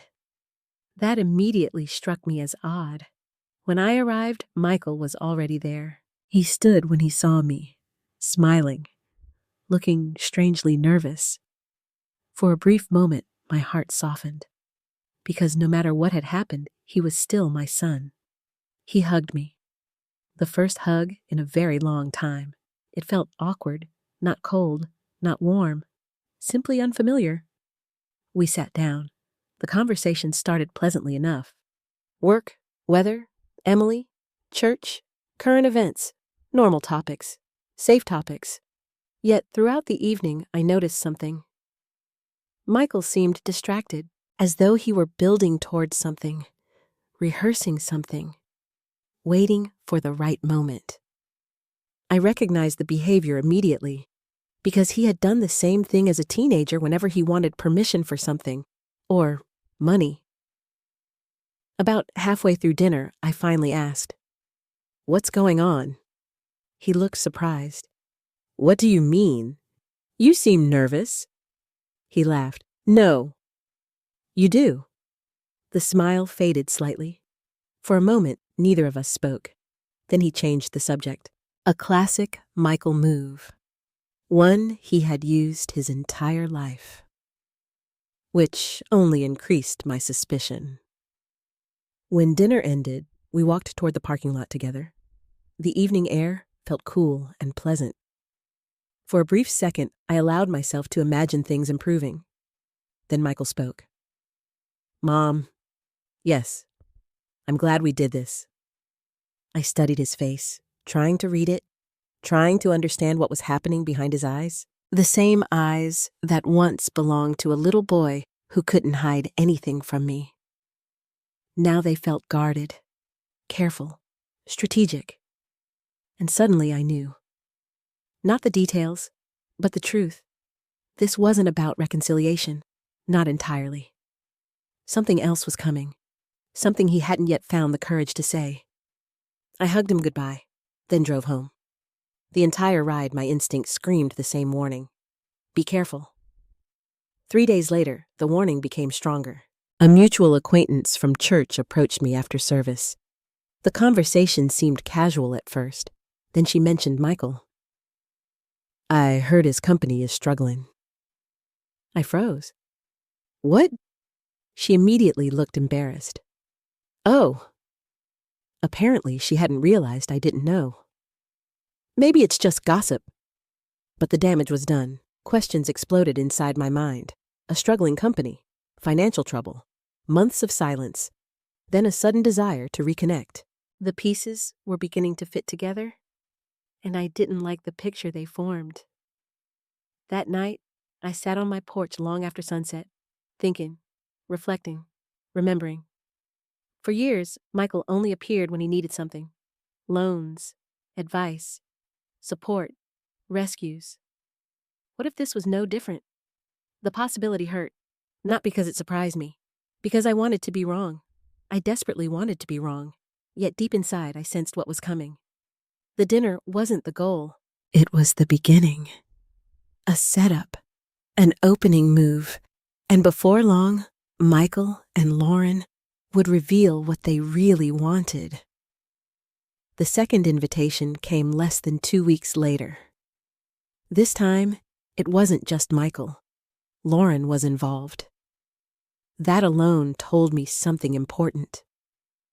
On Thursday evening, my phone rang while I was reading in the living room. The caller ID displayed Lauren's name. I honestly couldn't remember the last time she had called me directly. For several seconds, I considered letting it go to voicemail. Curiosity won. "Hello, Margaret." Her voice sounded unusually cheerful, almost overly cheerful. The difference was so dramatic that it immediately made me suspicious. "Hi, Lauren. How are you?" The question felt rehearsed. "I'm fine." "That's wonderful." A pause followed. Then came the reason for the call. "We were hoping you'd join us for dinner next week." I almost smiled. There it was again. Another invitation. Another sudden interest in spending time together. After years of distance. After years of rejection. The timing felt impossible to ignore. "Really?" "Of course." Her enthusiasm sounded forced. "We'd love to spend more time together." I stared out the window. Part of me wanted to laugh. Another part wanted to cry. Instead, I kept my voice calm. "All right. Wonderful." By the time the conversation ended, I felt more suspicious than reassured. The old Margaret would have interpreted the invitation as progress. The new Margaret saw warning signs. The dinner took place the following Wednesday. They invited me to their house. The same house where I had spent years feeling unwelcome. The same house where countless invitations had quietly disappeared. As I drove there, I reminded myself of one simple truth. Observe. Don't assume. Don't react. Just observe. The moment I arrived, something felt different. Michael greeted me at the door, smiling. Lauren followed moments later, also smiling. The atmosphere felt unusually warm, too warm, like actors performing a role. I hated that thought, but it refused to leave. The house looked beautiful, recently renovated, expensive furniture, fresh paint, new appliances. Everything appeared successful. Yet beneath the surface I sensed tension. The kind of tension people carry when they're trying very hard not to reveal something. Emily rushed into the room. Thankfully, some things never changed. "Grandma!" She hugged me immediately, and unlike the adults around her, her affection felt genuine. I held her tightly. "How's my favorite granddaughter?" She laughed. "I'm your only granddaughter, which makes you my favorite." For a few minutes, everything felt normal. Then dinner began, and the real purpose of the evening slowly emerged. At first, the conversation remained harmless. School, weather, church, volunteer work, community events. Then Michael steered things in a different direction. "So, Mom," I immediately recognized the tone, the setup, the transition, the approach. It reminded me of childhood, the exact voice he used before asking for permission. Or money. "What is it?" He smiled. "Nothing." That answer alone told me it was definitely something. "We were just wondering how retirement is treating you." There it was, an innocent question, on the surface. "Retirement is fine." "That's great." Lauren nodded enthusiastically. "You've always been so responsible financially." I nearly choked on my water. Compliments about my financial responsibility from Lauren. That was new, very new. I smiled politely. "Thank you." The conversation moved forward. Then another question appeared. "So, have you ever considered downsizing?" Michael asked it casually. Far too casually. I looked directly at him. "What do you mean?" "The house." He shrugged. "It's pretty big for one person." "Interesting. Very interesting." "I like my house." "Of course." Lauren smiled. "We're just thinking long term." Long term. Another phrase that caught my attention. The rest of the evening continued in the same pattern. Every 20 minutes, another financial topic emerged. Property values, retirement, investments, housing markets, estate planning. Always casually, always indirectly, always disguised as conversation. Yet, together, they created a very clear picture. Nancy had been right, completely right. When dessert arrived, I decided to test a theory, a dangerous theory, but one worth testing. I set down my fork, then spoke casually. Robert and I have been reviewing some financial matters recently. The reaction was immediate, almost comical. Michael looked up. Lauren froze, just briefly, but I noticed. Years of disappointment had sharpened my ability to notice things. "What kind of financial matters?" Lauren asked. Too quickly, far too quickly. I pretended not to notice. "Oh, the usual." Michael exchanged a glance with Lauren. There it was again. That silent communication. That shared concern. That mutual curiosity.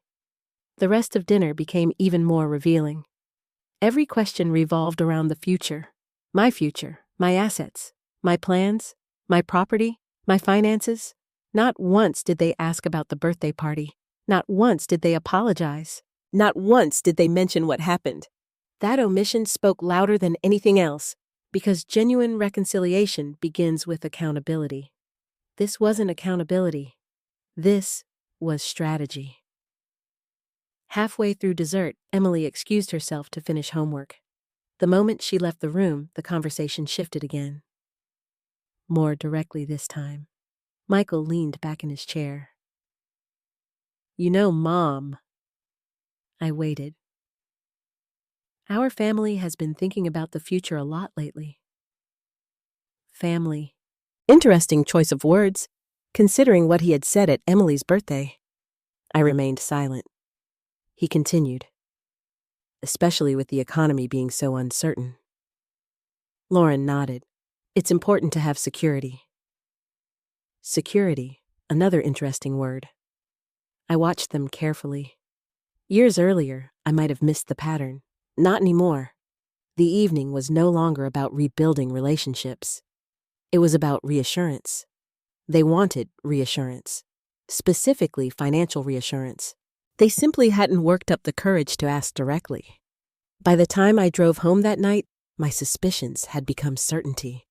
Not because of any single comment, because of all of them together.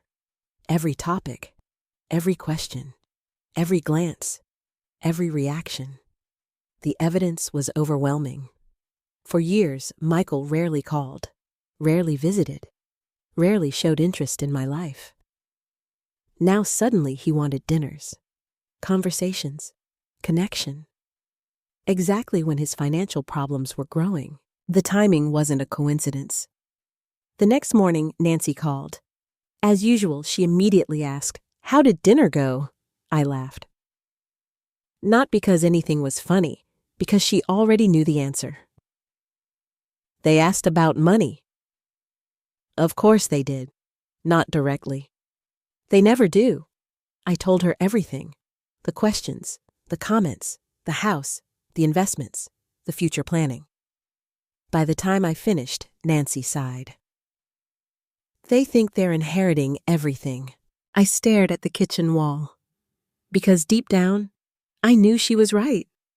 Michael and Lauren were operating under one major assumption. They believed the future was already guaranteed. They believed my estate belonged to them. They believed time would eventually reward them regardless of how they treated me. And why wouldn't they? For years, that assumption had been true. What they didn't know was that everything had already changed. The will was gone. The inheritance was gone. The certainty was gone. Yet they continued building plans around an illusion that would eventually collapse. A few days later, another clue arrived. One of my former coworkers mentioned seeing Michael at a local bank. Apparently, he had been meeting with financial advisors repeatedly. Loans, debt restructuring, business concerns. The rumors were spreading. The pressure was growing. And suddenly, everything made sense. The friendliness, the invitations, the sudden attention, the renewed interest in family. It wasn't about healing. It was about security, about money, about expectations. What Michael and Lauren didn't realize was that they were chasing something that no longer existed, and sooner or later, they were going to discover the truth. When that day came, the consequences would be explosive. Because people react badly when they lose something they believe already belongs to them, especially when they never deserved it in the first place. The request finally came 3 weeks later, not during a family dinner, not during a heartfelt conversation, not after an apology. It came exactly the way I should have expected, as a favor, a financial favor. By then, I had already stopped fooling myself. I knew something was coming. I simply didn't know how large it would be. The call arrived on a Friday afternoon. I was helping organize donations at the community center when my phone vibrated. Michael, again. I stepped outside before answering. Hello? Mom? His voice sounded tense, very different from the cheerful tone he'd been using recently. Immediately I knew. This was it, the real reason. Is everything all right? A long pause. Then, not exactly. I leaned against the wall, listening, waiting. Finally, Michael sighed. The company is having some challenges. Challenges. An interesting word. People rarely use words like crisis when they're in one. Instead, they use softer language. Challenges, temporary issues, cash flow concerns, short-term setbacks. I had heard them all before. I'm sorry to hear that. Yeah. Another pause. We've been trying to work through it. The conversation continued for several minutes, gradually revealing more details. Declining revenue, unexpected expenses, debt obligations, investors becoming nervous, loans coming due. The situation sounded far worse than simple challenges. The deeper Michael talked, the clearer it became. He wasn't calling for emotional support. He was building a case, preparing an argument. Eventually, he arrived where I knew he was headed. Mom! There it was. That tone. The same tone he used before every major request throughout his life. What is it, Michael? We could really use some help. I closed my eyes, not because I was surprised, because hearing it aloud hurt. After everything, after years of distance, after the birthday party, after treating me like an outsider. Now he needed help, and suddenly I mattered again. What kind of help? His answer came quickly, too quickly, as though he had rehearsed it. We need a loan. There it was, finally, the truth. I remained silent. Michael continued talking, explaining numbers, explaining projections, explaining recovery plans. The details barely registered, because one thought kept repeating in my mind. You only remember I'm family when you're in trouble. The realization hurt more than I wanted to admit. Eventually I asked, how much silence? A brief hesitation. Then, 200,000. For a moment, I genuinely thought I had misheard him. $200,000. Not 20,000. Not 50,000. 200,000. I almost laughed. Not because it was funny, because the number felt surreal. 200,000. We'd pay it back. Of course, just like the previous loans, the previous promises, the previous repayments that never happened. I sat quietly, letting the silence stretch. Michael grew uncomfortable. Mom, I'm thinking. The truth was that I wasn't thinking at all. My decision had already been made. Long before he called. Long before the dinner invitations. Long before the sudden friendliness. The answer had existed the moment he told me to stop acting like family. Still, I wanted to hear more. Not because I needed information. Because I needed clarity. I needed to understand exactly who my son had become. What happened to the money you've already borrowed over the years? The question caught him off guard. Immediately. What do you mean? I mean the other loans. Silence. Another uncomfortable pause. Then, that was different. Different. Interesting. I almost smiled. Because people rarely realize how revealing their words can be. Different. Meaning forgotten. Meaning dismissed. meaning irrelevant. To him, the past no longer mattered. To me, it mattered very much, especially when it involved trust. The conversation ended politely. I told him I needed time to think. Technically, that was true. Not to decide how I wanted to respond. The next morning, there was a knock at my front door. When I opened it, I found Lauren standing outside, alone. Another unusual development. "Lauren." "Hi, Margaret." She smiled nervously. "Can we talk?" For a moment, I considered saying no. Instead, I stepped aside. She entered cautiously, as though sensing she was no longer in control of the situation. We sat in the living room, the same room where I had cried after Emily's birthday party, the same room where I had called Robert, the same room where my life had begun changing. Lauren looked around before speaking. "This is a beautiful house." I almost laughed. Of all the opening lines she could have chosen, the house. Again, everything always seemed to return to assets. Property, money, inheritance, possessions. Eventually, she got to the point. Much faster than Michael had. "We really need help." There was no pretending this time, no gradual approach, no disguise, just honesty. Ironically, I respected that more. At least she wasn't hiding the purpose of her visit. Lauren explained their situation. The business wasn't merely struggling, it was collapsing. Debt had accumulated. Investments had failed. Several major contracts had disappeared. Banks were becoming increasingly reluctant to extend credit. The situation sounded severe. Very severe.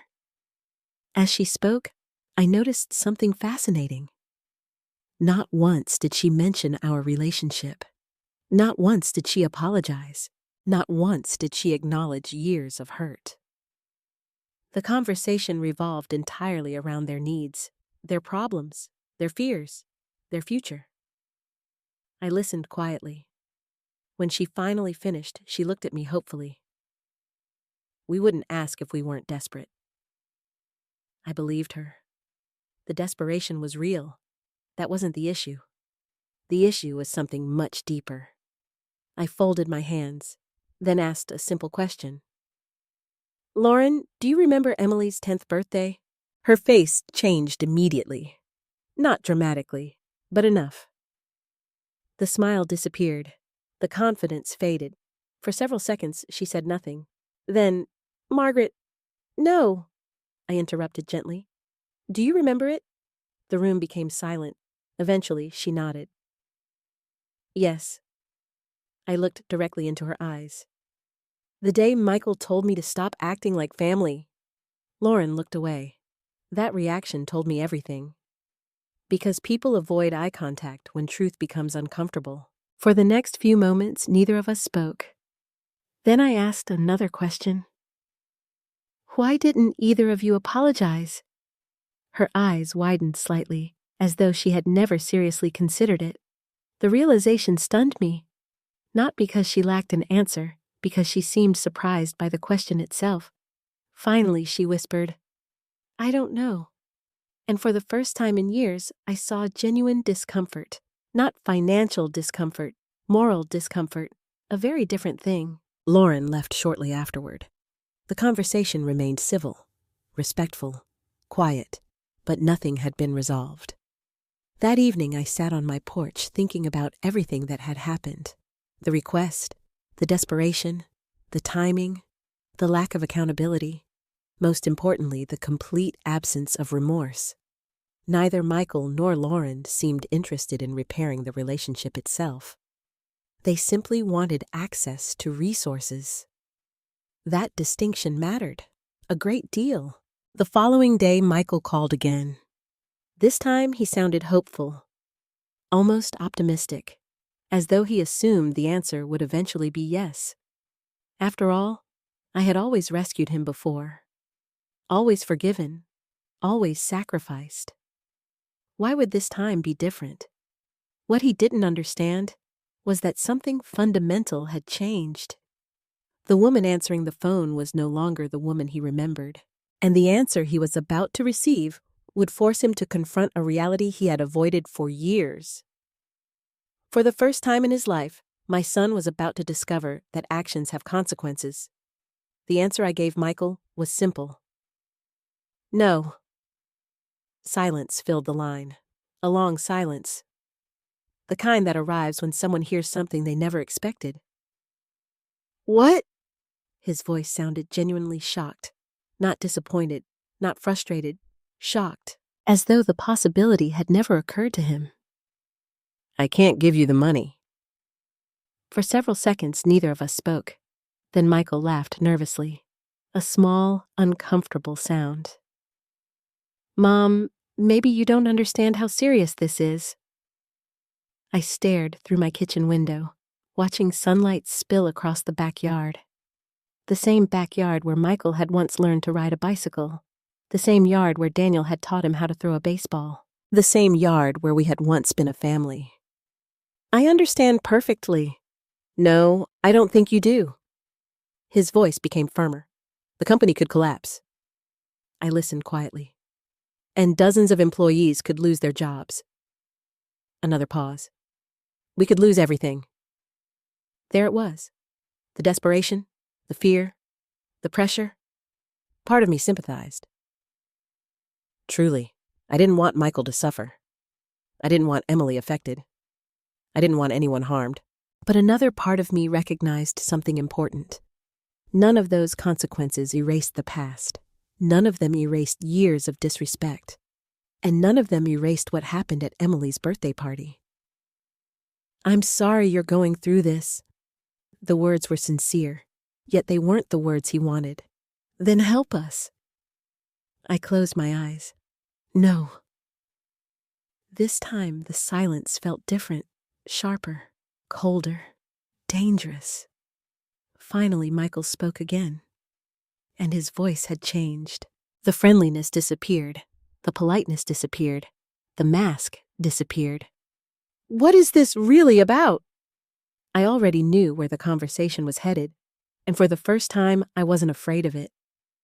It's about choices. What choices? I took a deep breath. Yours. The silence returned, this time even longer. When Michael finally spoke, anger had entered his voice. You're punishing me. No. Then what would you call it? The answer came immediately. Consequences. Another silence. Then, this is because of the birthday party. I almost laughed, not because it was funny, because it had taken him this long to mention it. The birthday party, the moment that changed everything, the moment he had spent months pretending never happened. Do you remember what you said to me? More silence. Then, I was frustrated. I shook my head. No, Michael. My voice remained calm. You were honest. The words landed hard. I could feel it, because deep down, he knew I was right. Frustration doesn't create beliefs. It reveals them. What happened that day wasn't an accident. It was a truth spoken aloud. For the next several minutes, the conversation spiraled. Michael defended himself, explained himself, minimized everything, excused everything. The same pattern repeated over and over, until finally I grew tired. Not angry, tired, deeply tired. Michael. What? When was the last time you called because you missed me? Silence. I waited. Nothing. When was the last time you invited me somewhere because you wanted me there? Nothing. When was the last time you defended me? Still nothing. The silence answered every question. Eventually he muttered, "That's not fair." I almost smiled. Not fair, the favorite phrase of people facing accountability. The conversation ended badly, very badly. For the first time in years, neither of us pretended everything was fine. The truth stood between us, raw, ugly, unavoidable. 3 days later, the situation exploded. I was sitting in church after Sunday service when Robert Harrison called. His voice sounded unusually serious. Margaret. Robert. There's something you need to know.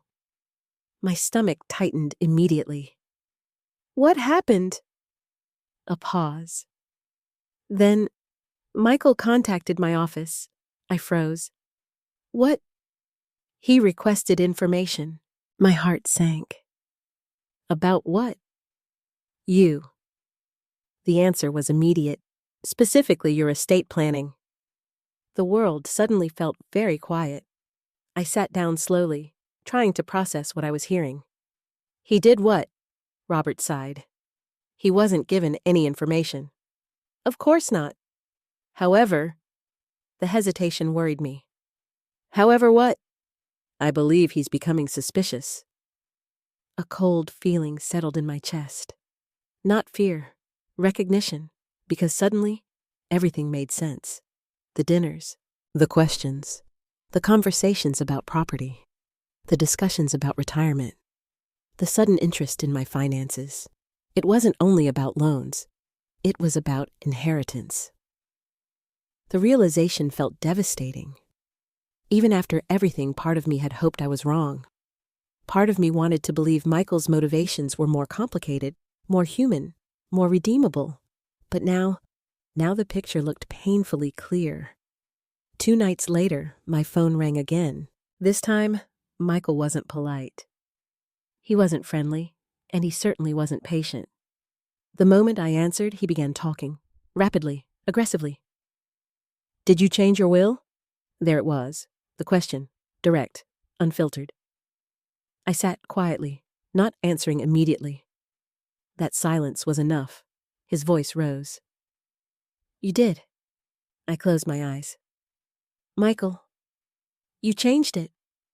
The anger shocked even me, not because he was upset, because of why he was upset. Not because our relationship had deteriorated, not because he hurt me, not because he regretted his actions, because money might be involved.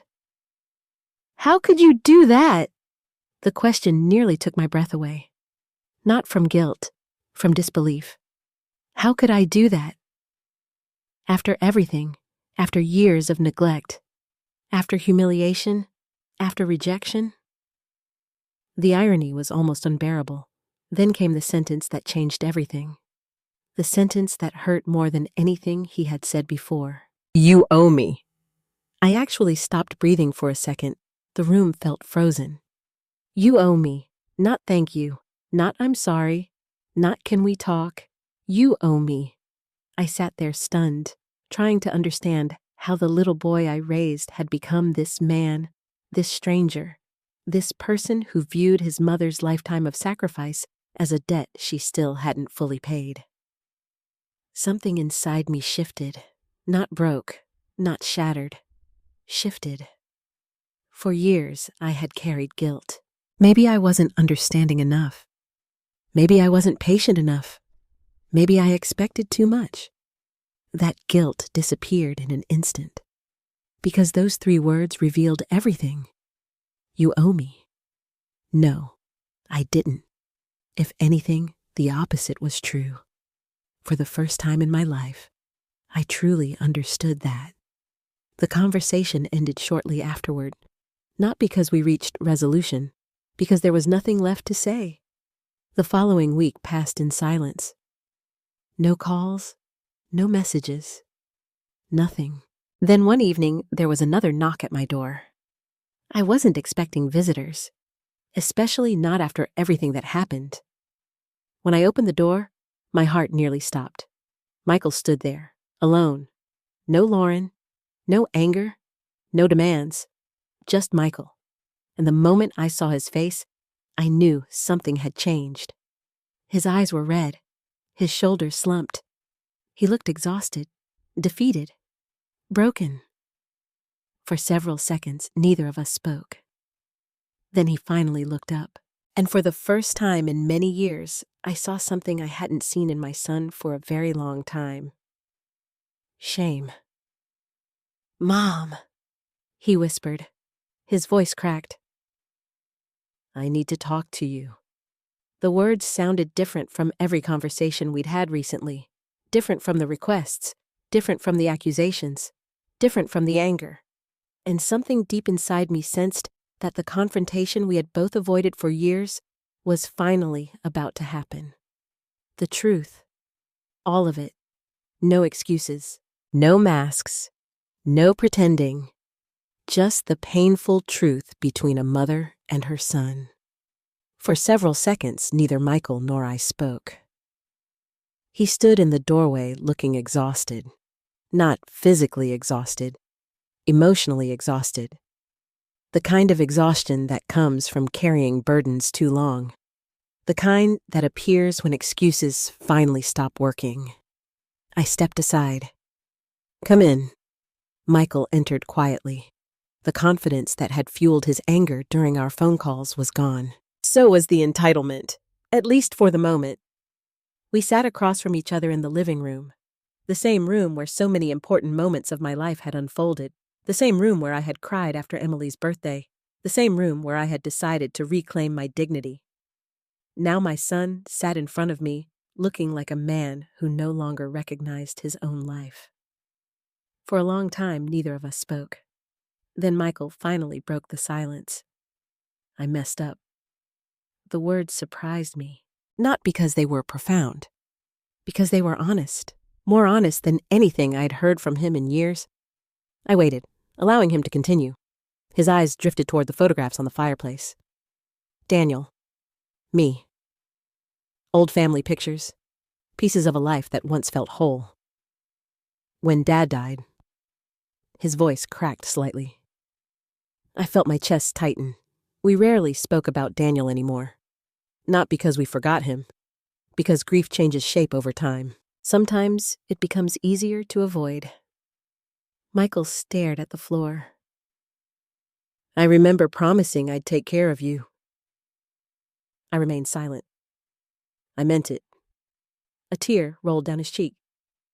The sight shocked me. My son rarely cried, even as a child, especially as an adult. I know you did. His shoulders slumped. Then somewhere along the way, he couldn't finish the sentence, but he didn't need to. I already knew. Success, marriage, money, status, life. Sometimes people don't become evil. They simply become distracted, then selfish, then blind, and eventually they stop recognizing themselves. Michael rubbed his face. I don't know when I changed. Neither did I, but the result had been devastating. For both of us. Another long silence followed. Then Michael said something I never expected. It wasn't Lauren. I looked up. What? He swallowed hard. The birthday party. His eyes filled with shame. That wasn't Lauren. For years, I had assumed Lauren was the primary force creating distance between us. Not entirely, but significantly. Now Michael was telling me something different. I blamed her. His voice trembled. Because it was easier. I listened carefully. He continued. Every time she said something hurtful, I stayed quiet. Why? The question escaped before I could stop it. Michael closed his eyes, then answered honestly. Because I didn't want conflict. I almost laughed. Not because it was funny. Because it was tragic. So much damage. So much pain. So many years lost. All because he didn't want conflict. I convinced myself it wasn't that bad. His voice broke again. I kept telling myself you'd understand. The irony nearly overwhelmed me. Understand. The word mothers hear more than any other. Understand why someone forgot. Understand why someone was busy. Understand why someone hurt us. Understand why we should accept less. Understand. Understand. Understand.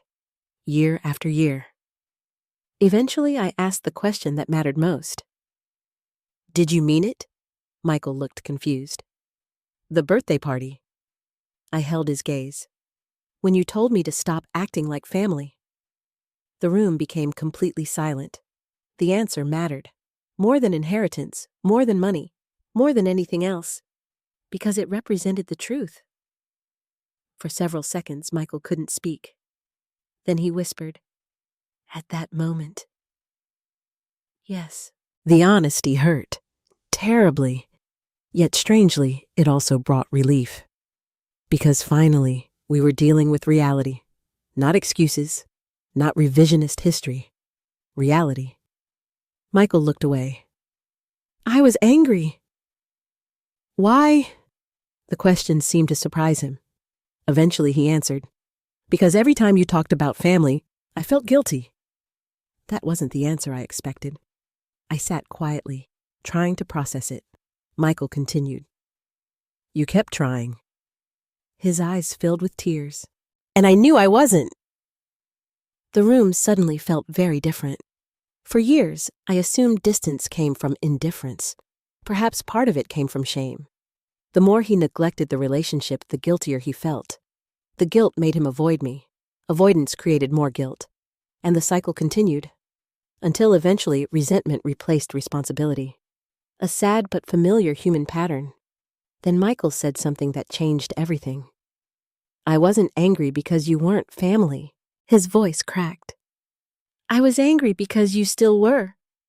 The words hit me like a wave. Suddenly, the puzzle pieces began fitting together. Not perfectly, but enough. Michael wasn't rejecting the idea of family.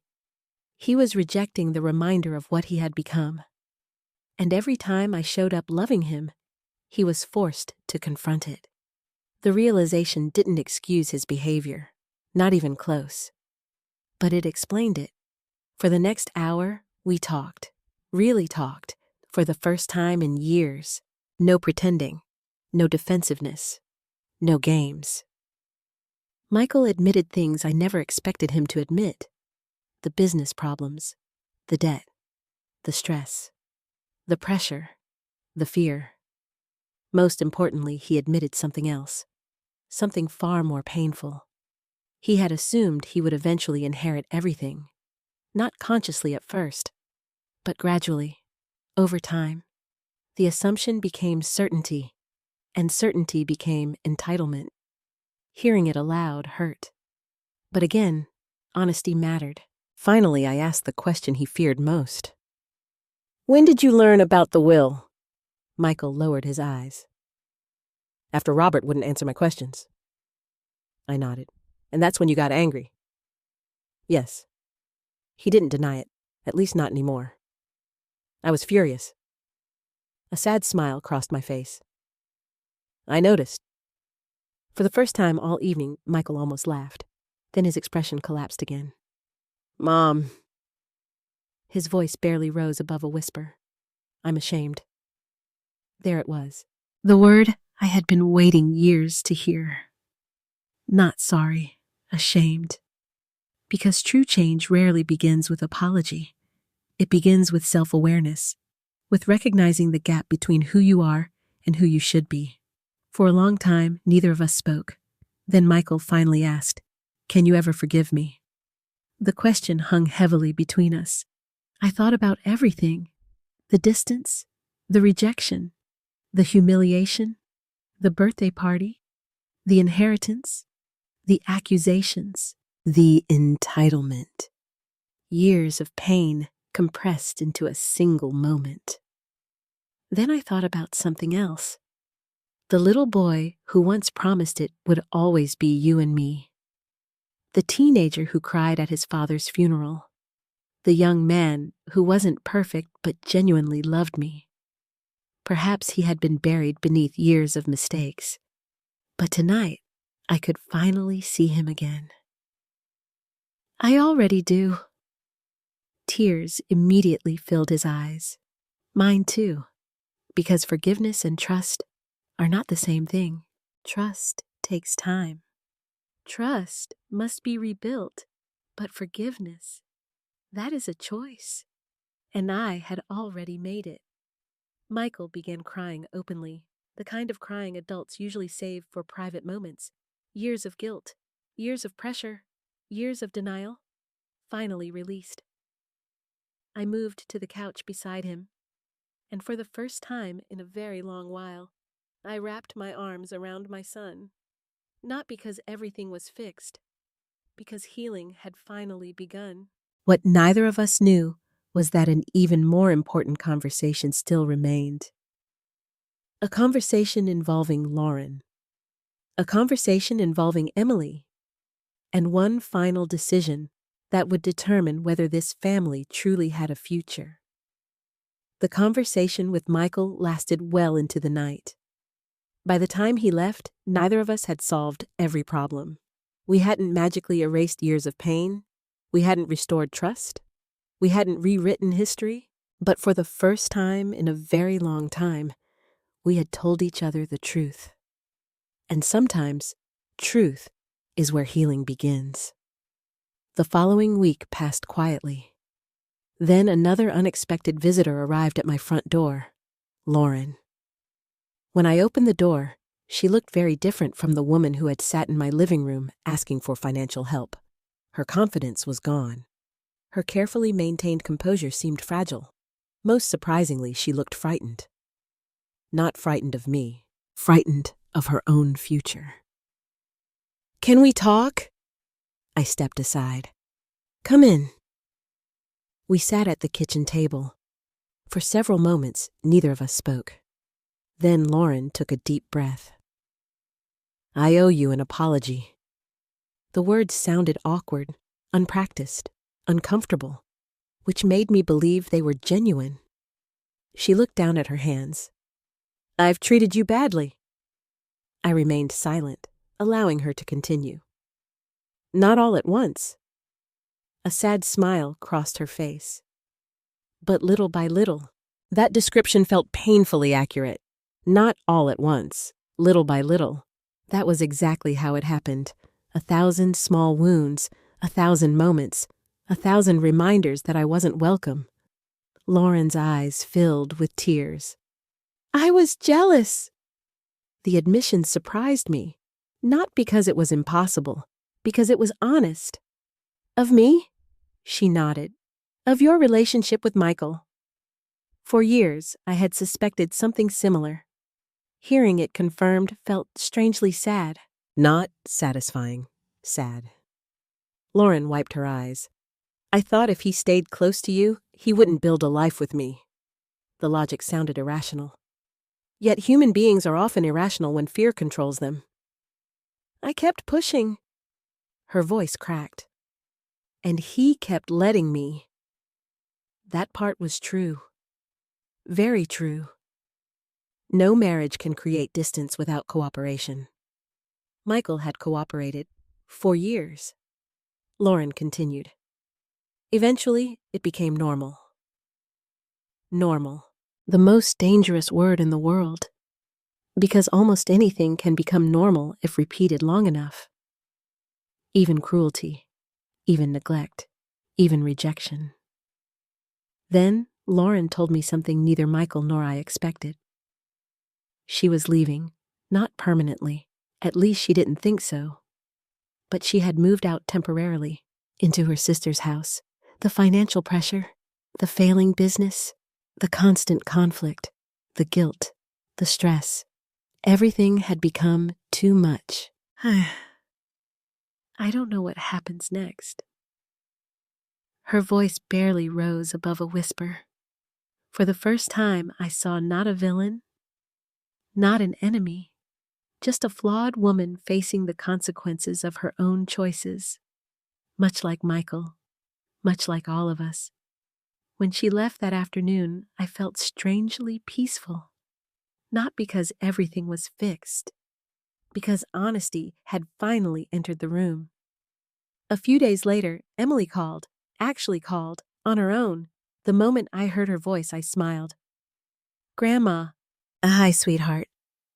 "I miss you." My heart melted. "I miss you too." "Can I visit this weekend?" The question made me laugh. "Have you asked your parents?" I asked Dad. And he said yes. For a moment, I simply sat there smiling. A year earlier, that conversation would have been impossible. Now it felt natural, hopeful, healthy. Emily spent the entire weekend with me. We baked cookies, watched old movies, worked in the garden, played card games, looked through family photographs. For the first time in years, nobody took the scrapbook away. Nobody changed the subject. Nobody acted uncomfortable. Emily asked endless questions about Daniel, about Michael as a child, about family history, and I answered everyone. Sunday afternoon, while we were sitting on the porch, she asked something unexpected. "Grandma?" "Yes." "Are you mad at Dad?" Children often see more than adults realize. I considered my answer carefully. Then I shook my head. "No. Not even a little." I smiled. "Sometimes people make mistakes." Emily thought about that. "Big mistakes." "Sometimes." She stared at the yard, then quietly asked, "Can they still be loved?" Tears filled my eyes immediately, because beneath the innocence of the question was something much deeper. A child trying to understand forgiveness. A child trying to understand family. I wrapped my arm around her shoulders. "Yes." My voice trembled. "They can." Several months passed, slowly, carefully, steadily. Michael began visiting regularly, not because he needed money, not because he needed favors, because he wanted a relationship. At first, I remained cautious. Trust isn't rebuilt through words. It's rebuilt through consistency, through actions, through time. And to Michael's credit, he understood that. He never pressured me, never demanded anything, never mentioned the will. Instead, he showed up, again and again, for birthdays, for lunches, for ordinary conversations. The kind of moments families often take for granted. The business eventually survived, barely. Several painful sacrifices were required. Assets sold, projects canceled, lifestyle changes accepted, but they survived. Ironically, the financial crisis accomplished something years of comfort never could. It forced Michael to confront who he had become. One evening, nearly a year after Emily's birthday party, Michael and I sat together on my porch, watching the sunset, much like Daniel and I used to do. For a long time, neither of us spoke. Then Michael broke the silence. "Are you ever going to change the will back?" The question wasn't demanding or manipulative. It sounded genuinely curious. I looked at him, then smiled softly. "No." He nodded, almost immediately. No argument, no anger, no disappointment. Just acceptance. "Okay." That single word told me more than any apology ever could, because he finally understood. The will wasn't punishment. It was consequence, and consequences don't disappear simply because someone regrets them. I reached over and squeezed his hand. "I'm proud of you." He looked surprised. "For what?" "For accepting responsibility." His eyes filled with tears. Mine did too. The sunset painted the sky in shades of gold and orange. Beautiful, quiet, peaceful. And for the first time in many years, our relationship felt honest. Not perfect, but honest. Months later, our family gathered for a small dinner. Nothing extravagant, just me, Michael, Lauren, Emily, a few close friends, simple food, simple conversation, simple happiness. At one point, Emily raised her glass of lemonade. "I have a toast." Everyone laughed. "A toast?" She nodded seriously. "To family." The table became quiet. Then she smiled. The real kind. Nobody spoke for several seconds, because every adult at that table understood exactly what she meant. I looked around the room, at my son, at my granddaughter, at people I loved. Then I thought about everything that had happened, the sacrifice, the heartbreak, the rejection, the inheritance, the forgiveness, the healing. And I finally understood something important. Money can build houses, but it cannot build relationships. Inheritance can transfer wealth, but it cannot transfer love. The true legacy we leave behind isn't measured in dollars. It's measured in character, respect, gratitude, kindness, and the courage to take responsibility for our choices. Michael may never inherit my estate, but perhaps in the end, he inherited something far more valuable: the opportunity to become a better man. And that was worth more than any amount of money I could ever leave behind.